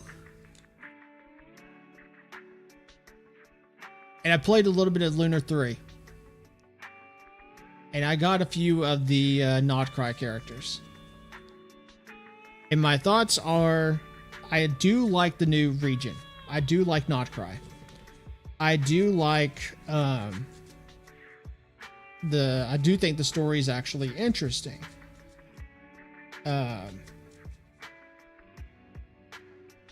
My problem with Genshin is no longer realistically about the combat. It's not about the story anymore, because I do think the Notcry story has been better compared to the Natlan story. The Natlan story was just a jumbled up clusterfuck. But Notcry has been actually pretty good. The issue with Genshin is that even though the problem with Genshin is now when you look at the current market, Genshin is in stiff competition. In borderline competition, it can't even compete with anymore. The only thing Genshin has the advantage of in the market is that it was pretty much the during the COVID era of 2020, 2021, Genshin had the biggest advantage ever of putting its foot down in the market and being able to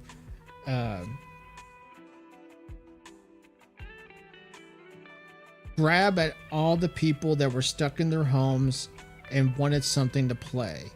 And Genshin was that game.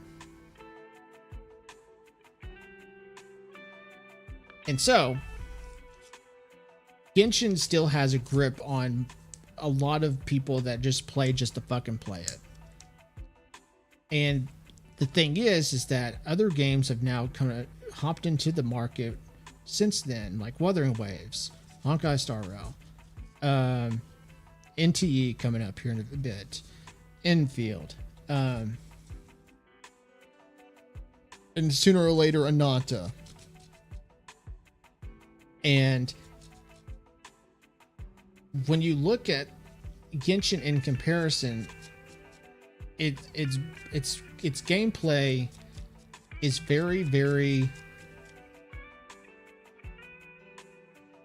At one point, Genshin's gameplay was unique, but now other games are coming along and they're pretty much doing what Genshin does, but in some instances better. Like, for example, I think Wuthering Waves gameplay is far more unique and complex compared to Genshin Impact, because all Genshin Impact's gameplay is matching colors.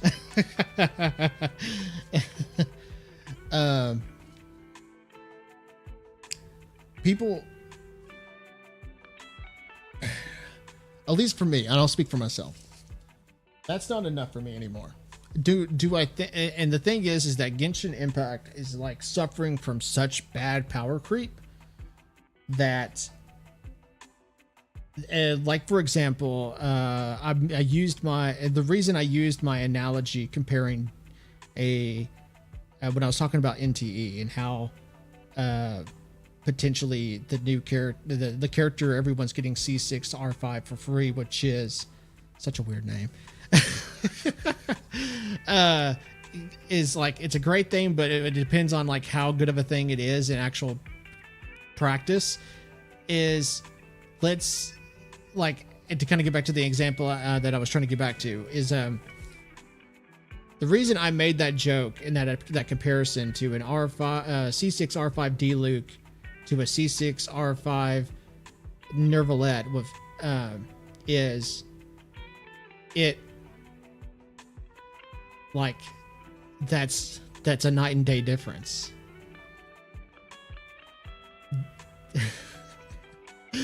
A C6R5 D-Luke is not going to compare or compete at all with a C6R5 Nervalette.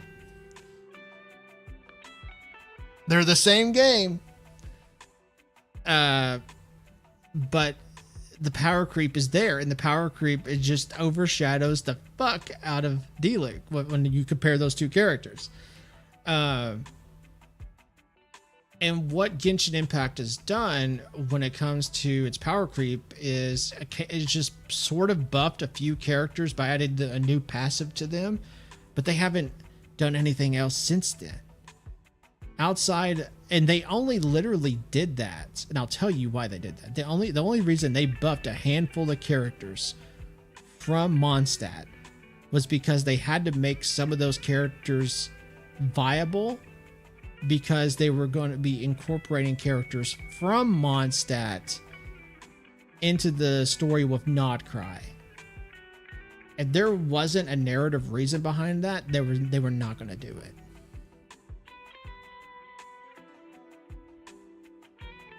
And so that gets to my next point that I'm bringing up with the power creep issue, which is that all of Genshin Impact's endgame is just beat the time shit with HP inflated characters all to hell. And that is just not appealing to me anymore. I'm not interested in Genshin Impact's endgame. When it comes to character designs, do I think some character designs look good? Yes. Like the Zubai girl that came out recently. I think she looks Zubai. I think it's Zubai. I think she's a great looking character. But if I compare Zubai to like other characters, in other games like Wuwa, NTE, even Zenless, and that's the same company. It's not that impressive. It's not. Hell, even characters in Star Rail characters in Genshin look kind of mid. And then and to kind of encapsulate that point, there was a leak going around showing off a new character in Genshin coming up. Her name's Nicole. And there was and I'm assuming it was like Genshin fanboys were sharing like the leaks of Nicole and her animations. And I saw them, and I'm not going to show them now because I don't want to show off leaks, because I don't want my videos to get struck down by Hoyoverse. But it's not that impressive. I shit you not, it's not that impressive. Like literally, when Nicole pops her ult, you kind of get this kind of look of like it shows Nicole's face, and then it starts zooming out. And as it zooms out, it shows off these like flaming butterfly wings. And then it goes back into showing Nicole in the game with her character model in the environment. And then boom, she gets a shield. That's literally it. And the person was saying like, oh, this looks so awesome. This looks so pretty. And then I'm just like, dude, for real? Okay, let me break this down for you. In Genshin terms, if we're just comparing that to other stuff in Genshin, okay, it's pretty. But if we expanded outside of the Genshin bubble and started comparing that alt animation to other games, it doesn't even compete. Like, Nicole will show up with that alt animation and be turned away because it's not good enough to even enter the competition. And so, to wrap up my thoughts on Genshin is that I do think the story has definitely improved. And I do think the lunar reactions are at least kind of neat. It does add some uniqueness to the gameplay. It's one of the biggest it's one of the biggest additions to the gameplay since when Dendro was added to the game. So I'll give it that. But Genshin, I know it came out in 2020. It was either 2020 or 2021. I think it was 2021. It came out in 2021. But the thing is that it's the gacha games coming out today are just they're outdoing it. They're literally outdoing the game. And part of the problem with that, and this has been my biggest issue with Genshin, besides the power creep, besides the and it all ties in together. Now that I think about it, it all ties in together. The ultimate issue with Genshin Impact is that all the issues that I do have tie into one central problem. And there are many examples and many articles that kind of back this point. The devs for Genshin Impact rest on their laurels, and they don't give a shit, and they don't try to innovate unless their back is against the wall. The only reason that Nodcry has been as good as it has been is because Natlin was such an atrocious year for Genshin Impact that they had to improve. Natlin was a terrible. Yes, I'll give Natlin some bits. It wasn't. It had its moments. Natlin had good moments, but if you look at Natlin overall in the grand scheme of things, it was a very lackluster, if not disappointing, year for Genshin, and that's why I ultimately believe why Nodcry has been at least an improvement since then is because they had to. They like I said, they don't want to improve unless their back's pushed against the wall. They had to improve the narrative because Natlin's narrative was lackluster. They had to improve the gameplay because for like literally 2 years, if not, I think maybe 3 years, there hasn't been a substantial improvement in gameplay. Fontaine, its Usia whatever shit did not make any difference in the combat. I think we went Fontaine to Natlin. Yeah, we did. We went from Fontaine to Natlin. Natlin's exploration abilities were they in the Night Soul shit. I mean, it was an improvement to what Fontaine did with the Usia whatever polarizing shit. Yeah, I mean it was a minor improvement, but it still wasn't really that much of an improvement. The only interesting thing was the exploration passives, but even then that was still controversial, and even then it really didn't add much to gameplay. But I will say Nodcry's lunar reactions are a big impact in gameplay. It literally is a buff toward reactions. It has literally revived the geo element. So even though there's some positives so far with the Nodcry story and the Nodcry arc, it's not that. Isn't it? Even though it's an improvement to the narrative and this, even though this arc has been an improvement to the story, the narrative, and the gameplay, there are still fundamental issues with Genshin that I don't know if the devs are ever going to get around to because I don't have faith in those devs. Now, to Infield. Hold on.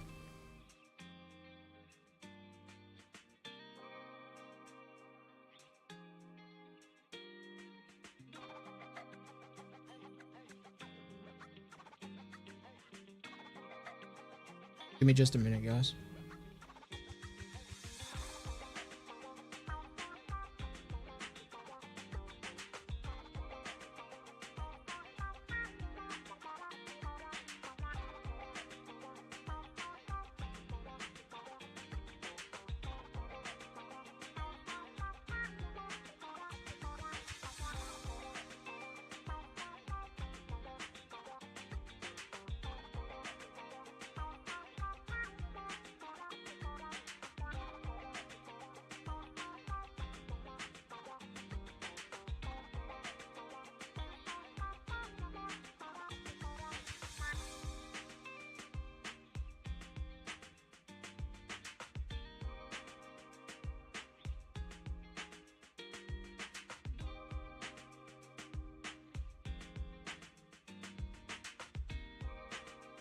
Okay.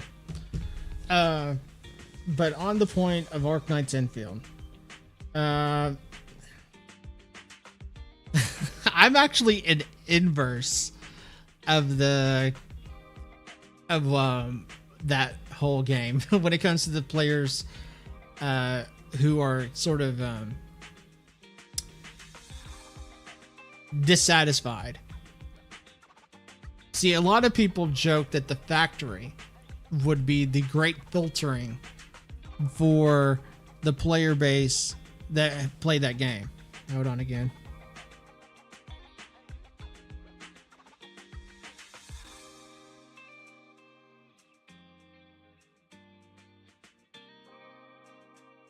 Give me just a second.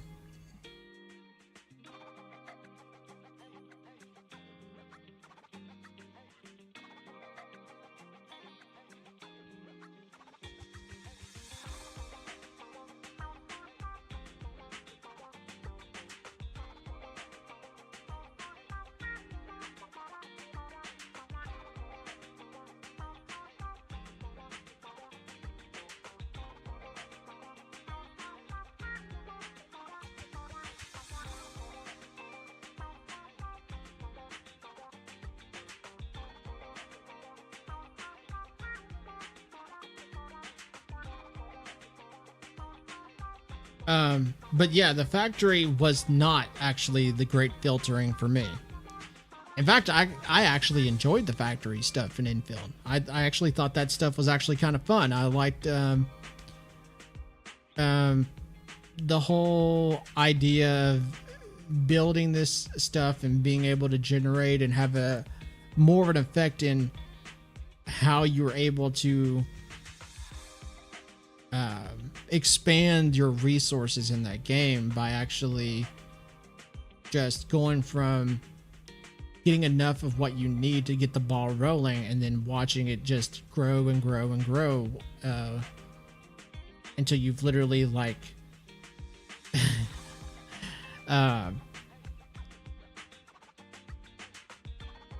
have so much of an abundance because of how much you have invested in building your factory. The factory, like I said, was not a filter for me in particular. What dissatisfied me with Infield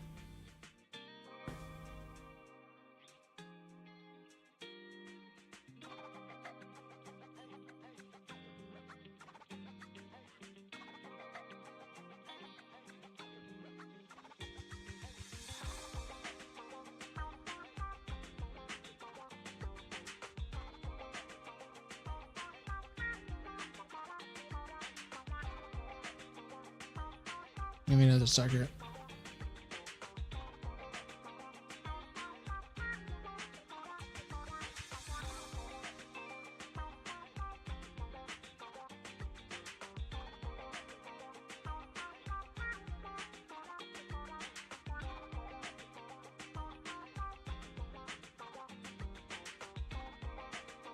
Had something come up, so I'm trying to deal with it.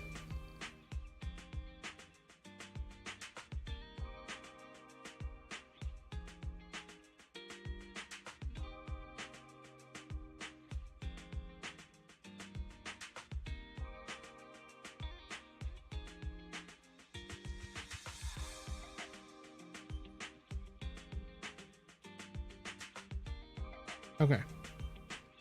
But the thing that turned me off on Infield, like I said, it wasn't the factory. In fact, I enjoyed everything about the factory. It was the gameplay, and by gameplay I mean combat. For me, the combat for Infield felt very, very bland. I mean, I get that there's like ways you can, and I even explored that when it comes to the combat, like how the characters interact with one another, how the elements can create these debuffs or buffs that like work, that could intricately allow some depth into building your team comps. And I understand that, and I even engaged with that. But it just didn't feel, and this is like, I guess, the big thing in game development, you do have to consider how things feel to a player. Yes, I can look into these kits and I can understand that there is some mechanical depth to the game's combat. But if it doesn't feel enticing, if it doesn't feel like I'm actually engaging with the combat in this game, then it doesn't matter what mechanical depth there is. If I don't feel like I'm doing something, then the player's just left going, well, who cares? And so basically what I get is that, and this is what I'm going to get to, and I'm going to give you an example. With the one character who's the blue-haired dragon girl, forget her name, and I actually don't care to remember. I had the blue-haired dragon girl. Let me pull it up. God damn it. Just so I can not have to constantly say my descriptions for them. So I had the team of, and this is the team I mostly used. Oh, Last Rite. I always used Last Rite, Perlica with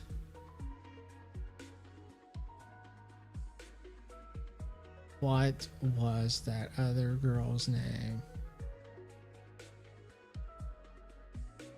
It's the other ice girl. Where the fuck is she?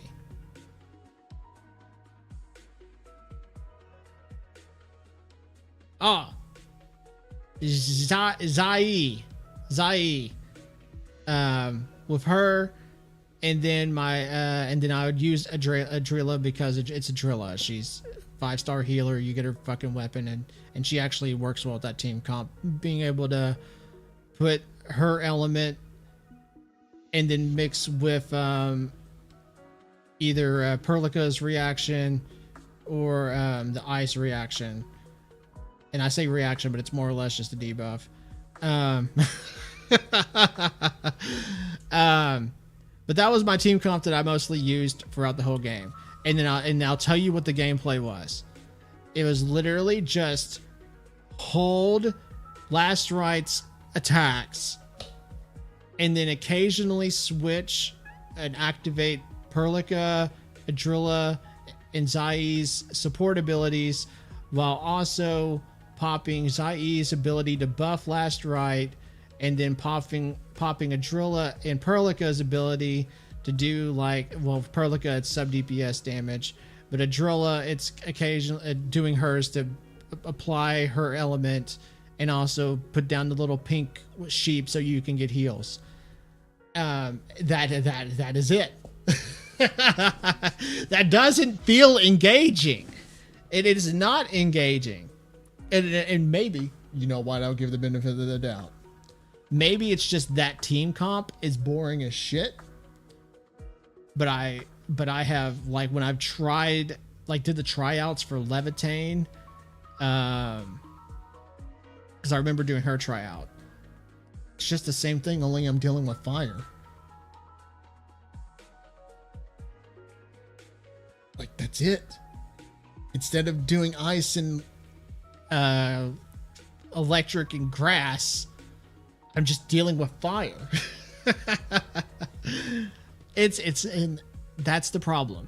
And that's what filtered me was the combat. It was the exact opposite of what people were saying was going to be the great filter.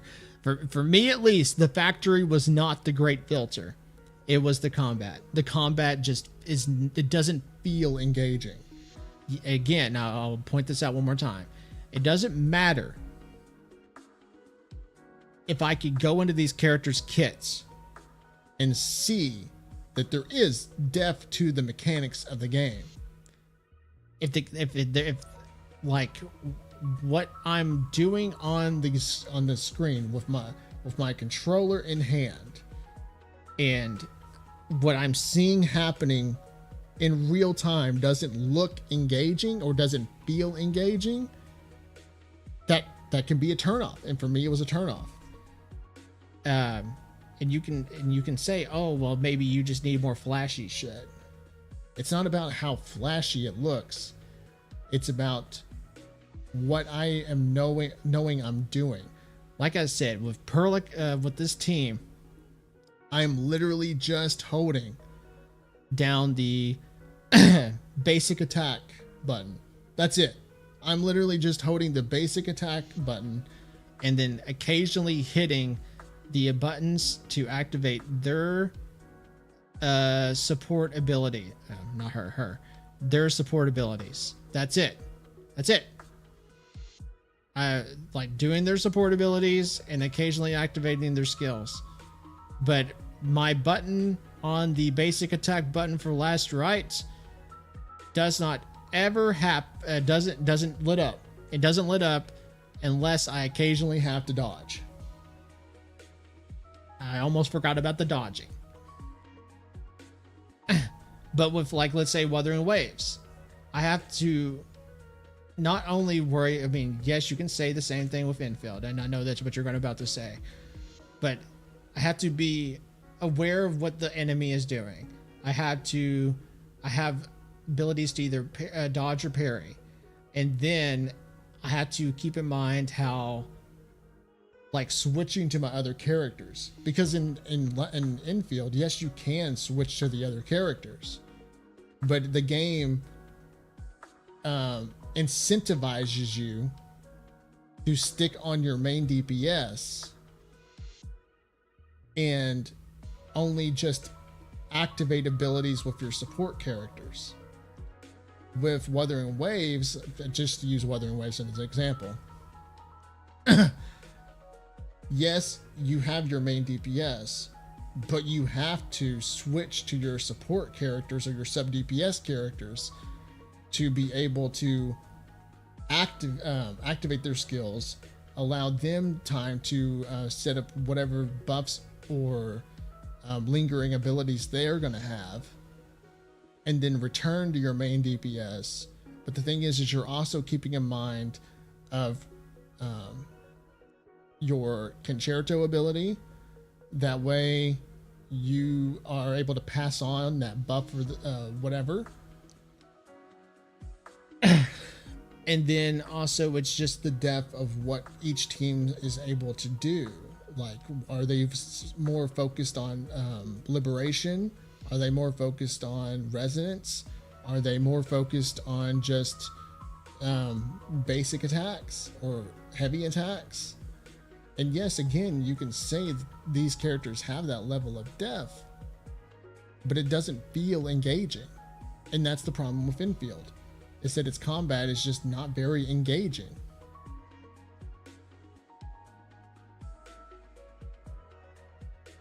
And that is basically the problem with Infield for me, is that its combat is just not very engaging.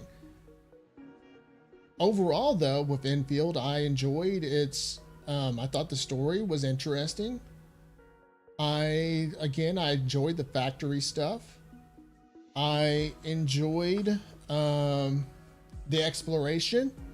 I thought the exploration was actually pretty interesting, due to the fact that you have to, like, the factory stuff is linked to exploration, because you have to go to these different areas to set up your factory shit, to like set up your pylons, to wire them to go set up to get like resources, or activate generators to open doors and shit. I thought all that was very interesting shit. Literally the only thing that kind of ruins Infield for me is just the combat. I think the combat is just not engaging whatsoever.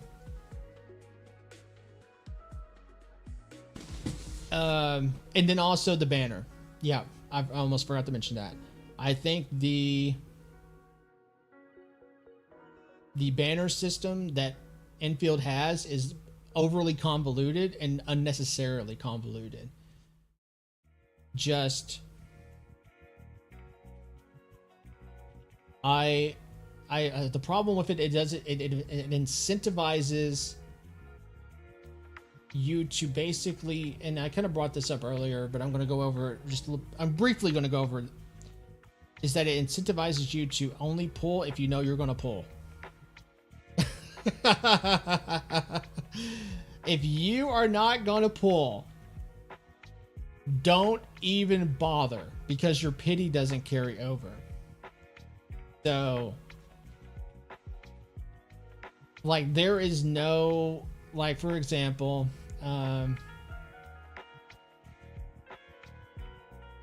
right now in right now, god damn it. Yeah, I just drank the last night. Right now in infield, this chick's banner is going on right now. So,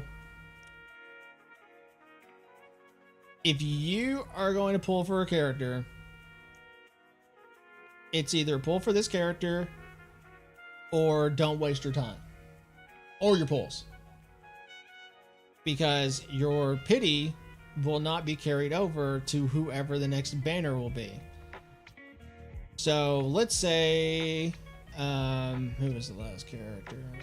This girl was the last character that came out. So if you, for whatever reason, decided to dump 50 pulls into this girl's banner, but you didn't get her, your 50 pulls that you were in deep in on her banner just got thrown right out the window, and you go back to zero with this character's banner.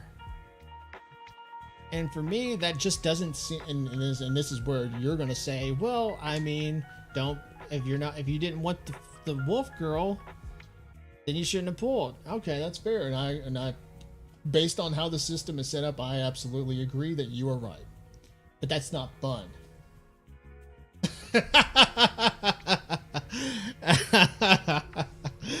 And remember, a video game is meant to be fun.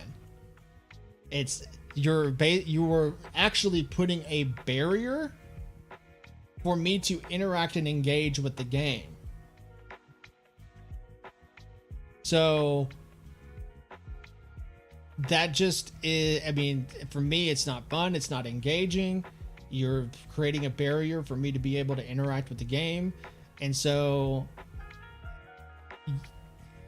if my pulls are wasted on this banner, and therefore that's just something that I just can't engage or interact with. So if I don't give a shit about this character, I mean, and the thing is that I'll even give you an example of Star Rail. Star Rail. There we go. Where's that one dude?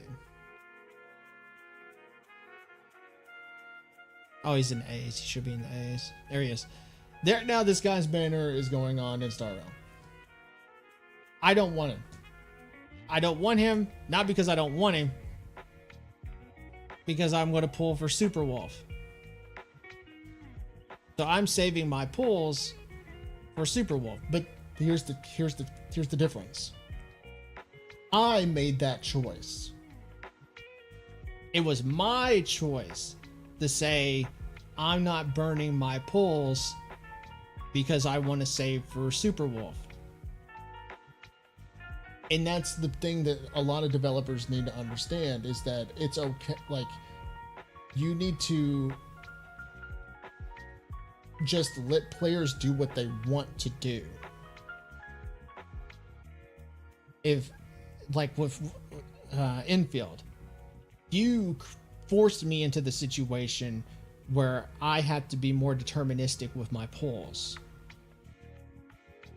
But the thing is that just because you forced me to be more deterministic, that puts me in a position where I feel like now there's a barrier between me and interacting with the game's content. Because now it's not, I don't want to pull because I don't want the character. It's, I don't want to pull because I don't want my pulls to be wasted. I have to, again to use the phrase, the term, I have to be more deterministic. So, with that being said, if you just put me in, if you just allow me to just use the environment to allow to put like just what's the word I'm trying to say? Just let it be organic is I guess the best way I can describe this, is that just let the environment be what it is, and then let me freely choose what I want to do. Because like I said, with Star Rail, it's not, if you're going to throw in the whole deal of, well, you just need to plan your pulls better. I can plan my pulls. I have no problem not pulling. Asheville is a great example of it. I've literally not thrown a single pull at his banner because I have freely chosen of my own volition to not pull because I want to pull for Superwolf.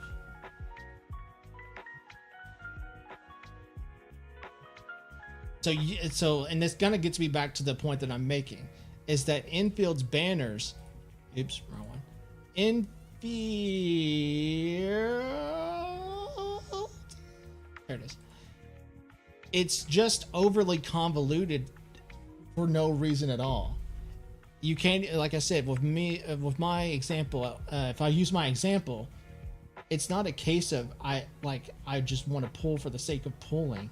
It's a case of I want more freedom and liberty to choose how I use my pulls. And again, it's just overly convoluted. That's just one aspect of it that kind of doesn't feel right to me, is the whole pity's not carrying over. But there are other shit too, like just when you get 80 pulls deep, you're fighting a 50-50, but then when you get 120 deep, you're just you get the character freely. I mean, okay, cool, but do we have to do it that way? Why can't we just like do what NTE's doing? They basically meet you in the middle. Go 90 deep, you get not 70 starts soft pity, 90 worst case scenario. You're guaranteed to get the character. Like, NTE literally shows that you don't have to have an overly convoluted banner system. Like, boom. I mean, where was that one slide?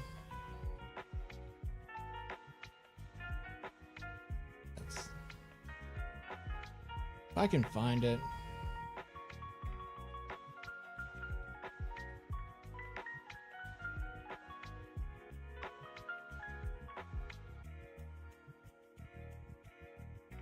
All right, looks like I can't find that slide.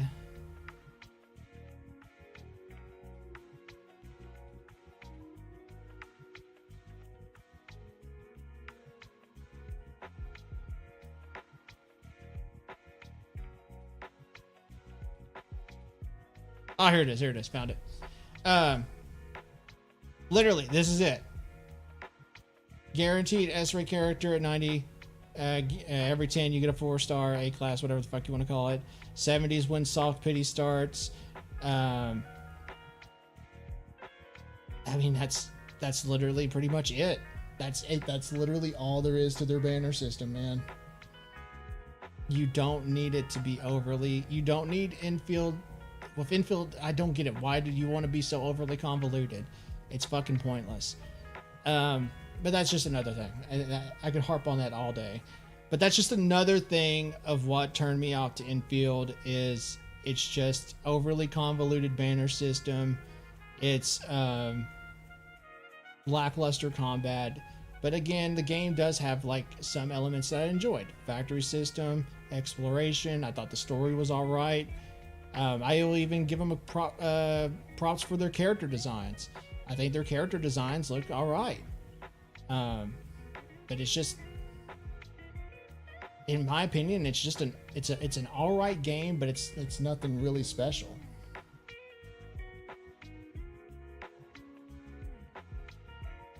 So there, if you guys wanted my thoughts on Genshin and Infield, that's them.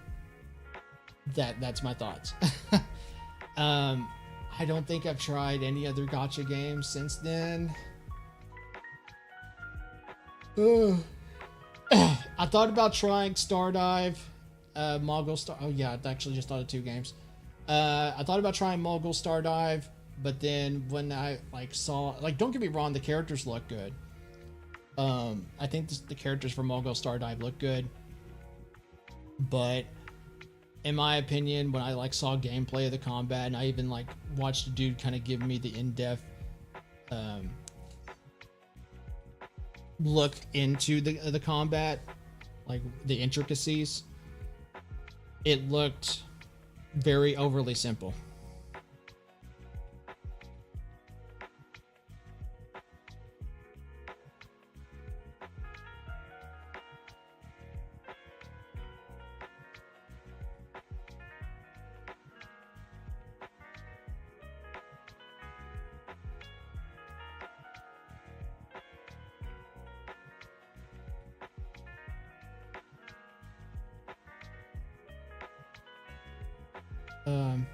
And that was my issue with Stardive, Mongol Stardive. It's just that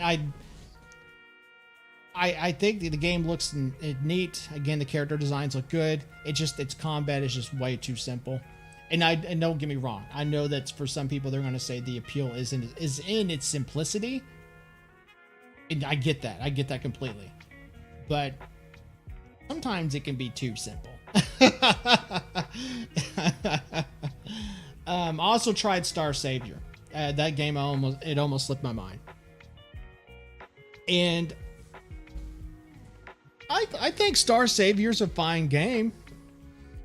I think the characters' designs look good. I even think that in some cases the character designs look really good. I think the gameplay is all right.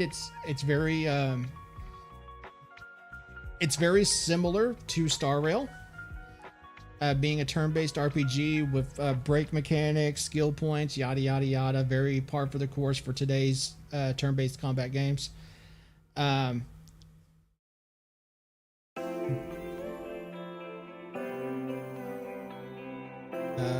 go back here. But my issue with the issue I ran into with Star Savior is that, and I got pretty far into the game, is that I ran into a thought, and it's something I noticed about the game, which was that, don't get me wrong,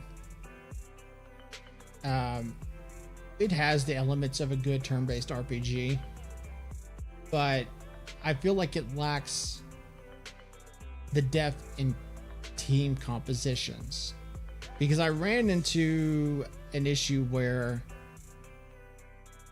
there's one genuinely OP team,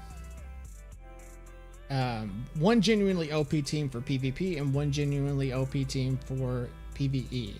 And when I say OP, I'm not saying game breaking. It's just that is if you want to run a good team and overall succeed at everything.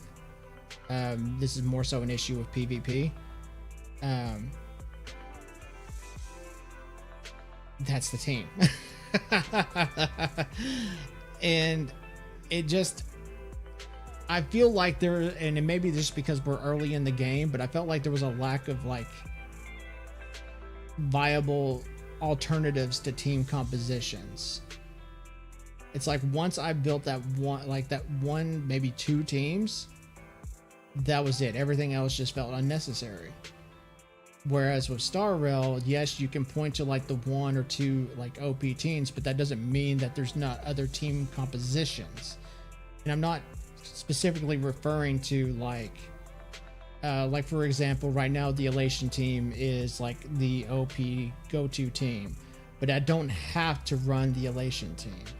I can still use my Remembrance team and I'm going to be good. I can use my Break Effect team with Firefly and I'm going to be good. I can use I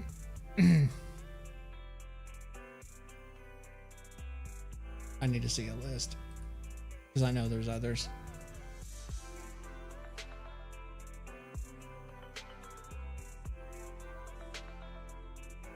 The Anoxa team with the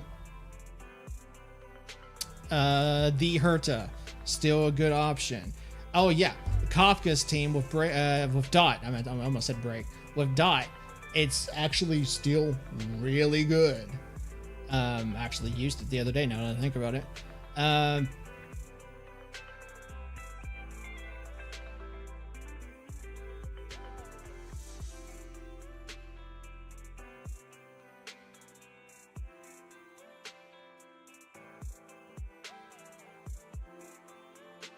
That's a total of like if I consider Anoxa with the Herta or even an Anoxa by himself, really good. That's like 2 versions, and then like I said, Dot, Remembrance with Castoris, that's 4 or 5.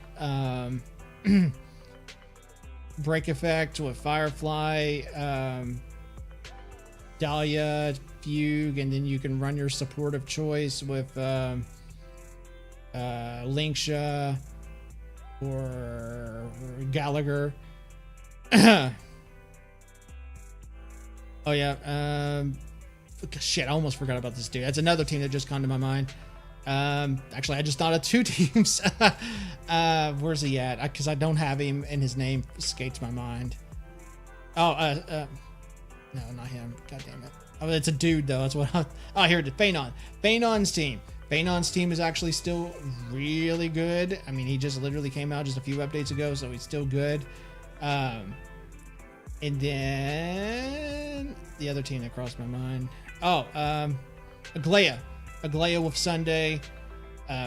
Still a great team composition. And the point that I'm making, and this is why I'm bringing up all these other teams, is that I have viable team compositions. And they all have unique gameplay elements. For the most part. I'll grant you that. For the most part.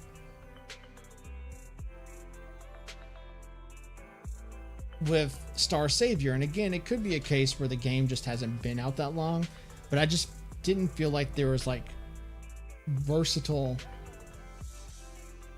unique gameplay elements that make each team stand out in its own unique way. And that's one thing that I think Star Rail does well in comparison to Star Savior. But again, I can give it the benefit of the doubt and just say maybe this is just because the game hasn't been out that long.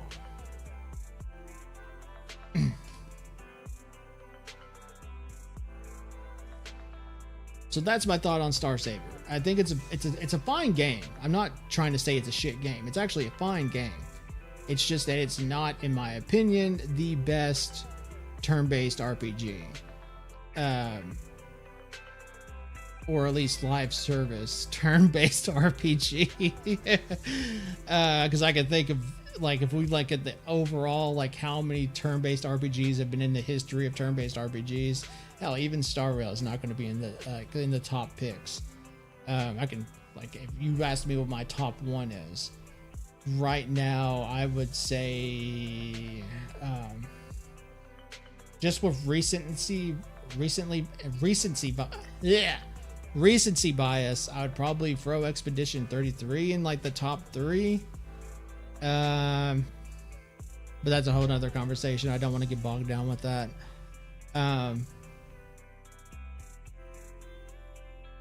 But that is my thoughts. Now added on with Star Savior and Mogul Stardive. Mogul Stardive, I just didn't even want to bother playing it because it felt too simple. But I am definitely going to be playing NTE when it launches on the 29th. Yeah, 29th. And I'm looking forward to playing it.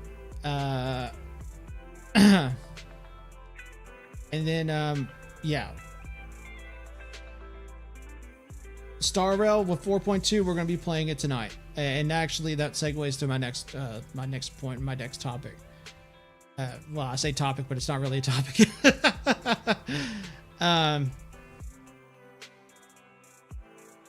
But yeah, we're going to be playing Star Rail tonight. I'm going to stream it.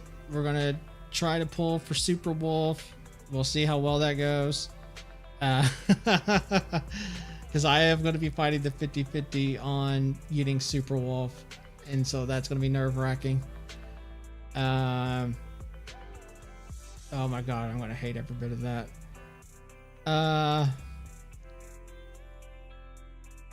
So, with that being said,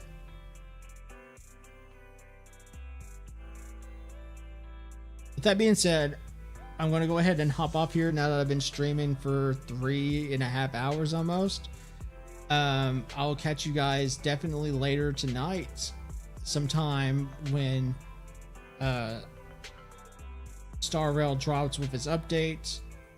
Again, we'll pull for Super Wolf. We'll see how that goes. Hopefully we get her. If not, that's going to be pain. And then with all that being said, I do hope you guys enjoyed the 3.5 hour stream of just kind of catching up, checking out the news, seeing what's going on. Like I said, just to kind of briefly summarize, I'm